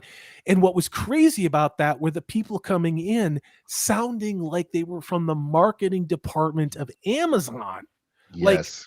using details related to people who were in the production in language that sounds like people who work in Hollywood. And I'm like, this is not somebody, you know, in a coffee shop in New Jersey or Georgia or Illinois talking about I'm not woke. They're attacking me and using what sounds like insider knowledge of the production. And I'm like, what? And that's when I knew it was onto something. That's when I knew, when I started taking that targeted fire. And I know ZAXX and Mike have seen it too. When you start getting hit by those kind of people, you know you are definitely pressing a nerve and pissing them off. So, yeah. Yeah, I was picking fights in your comment section early on, Salty. That's why you're on this channel. That's why you're on this channel. He's a scrapper. He's a Canadian scrapper. So, That's yeah. right. I'll tell you what, we've been going about 3 hours. We could probably go another 3 hours, but let's start winding down. I'm going to start with, let's go ahead and sign people out of this thing. Let's start with our guest tonight. Hail to you, Nick McCabe. Let's give Nick McCabe a round of applause if we can. I wanted to hear more about his journey through Eye of the World. That's why I tuned in tonight. That's for another time. If Okay. if Nick doesn't leave, he can't ever come back. That's all I'm gonna say. So, Nick McCabe, shout out your channel, what you do, and let's start winding things down because some of us, it's a school night. So. Yep. Hi everyone, I am Nick McCabe. You can find me on YouTube at Nick and Sam McCabe. We've got a hell of a lot of videos that need a hell of a lot of love, so go check those out. That would be much appreciated. You can find me on Twitter at Mr. MooneyBlue1. And yeah, you can also find me on, you can also find my brother and I on Odyssey, and that's also at Nick and Sam McCabe. So, you know, don't forget to subscribe there as well. And yeah, check out our videos. That would be greatly appreciated. They're wonderful. And I've said this before, Nick, you're going to be on another show again. I love having you on as a guest. This is wonderful. And it's nice to get people from other countries and other cultures. And I know we're all, air quotes, Western civilization, but we're not all the same. And it's great to get different perspectives, just like it's great getting Ms. Martin Muse's perspective. We're all fans, but we are not clapping seals that just say the same thing. That's kind of the other side, you know, and we can have these disagreements and we can love certain things and not like certain things, but we can agree disrespectfully and sometimes be surly about it, but we're still fandom. We are absolutely still fandom. So hail to you, Nick McCabe. Thanks for showing up tonight. Let's reach out, you know, stick around unless you got something to do. Yeah, thank you very much. Ms. Martin Muses, you are the special forces of YouTube, Lord of the Rings, Tolkien wisdom. You just parachuted in over this thing and jumped in and started fighting with us. So thank you to you. Please tell people about your channel, what you do, and how they can find you. Well, okay. You can find me here on YouTube at Miss Martin Muses, where I talk about what makes me laugh, makes me cry, makes me happy, makes me sad, or just really ticks me off. Right now, my regular shows are my Saturday with the Lord of the Rings books. We are now in the Return of the King, and if you want to catch up, you can see which chapters we are on. I also have a show called The Double Pick and The Triple Review, where we review movies we like and video or sorry, the triple review are movies we like, and there's always 3 movies. And then on the double pick, everyone comes with 2 picks of whatever the topic is. We've done video games, we've done movies, we've done books, we've done all sorts of fun things. We like to talk about what we love. I very rarely talk about anymore what really ticks me off unless I really, really, really, really want to vent, because there's only so much that can and that you can get to that, and you can kind of lose a little bit of your soul on that one. Agreed. Yeah. Absolutely agreed. I mean, you got to balance it out. It's hard to just.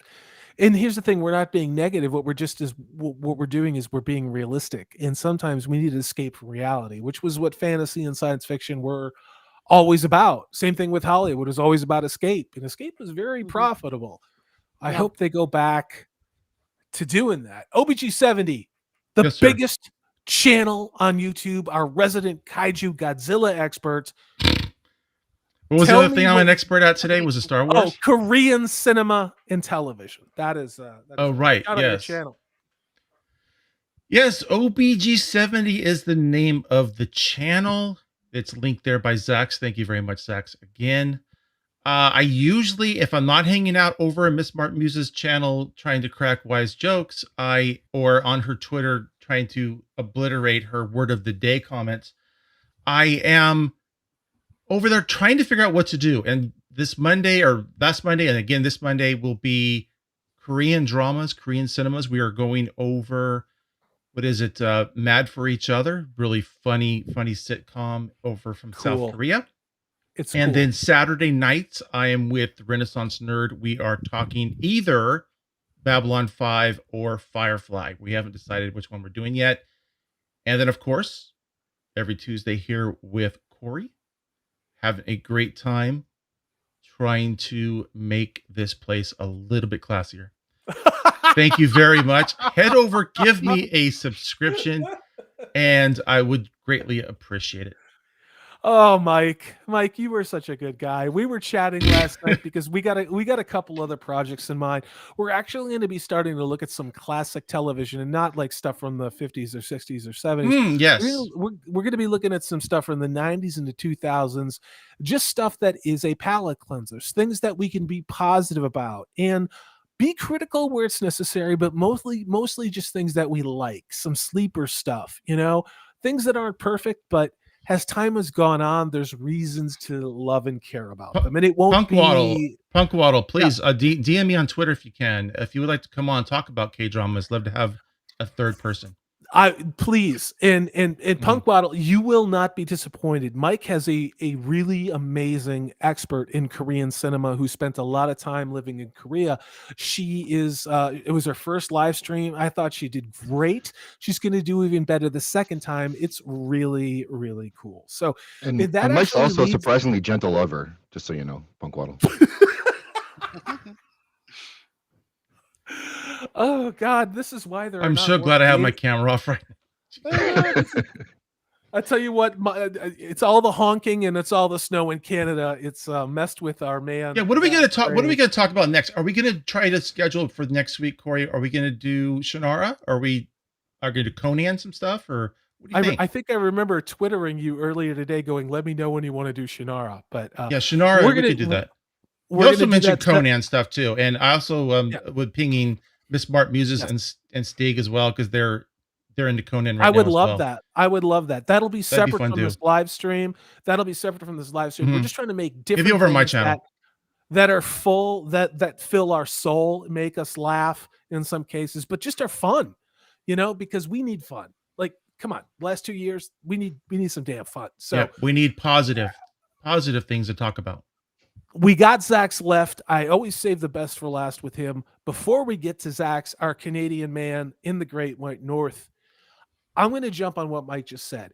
Tonight we had Flaccid Phoenix on, and the reason why we had Flaccid Phoenix on is because the week before last, I said, if you are an up-and-coming YouTuber, just like I am, I'm monetized, I'm nobody, I'm working on it, and I somehow got 8 subscribers this week, which blows my mind.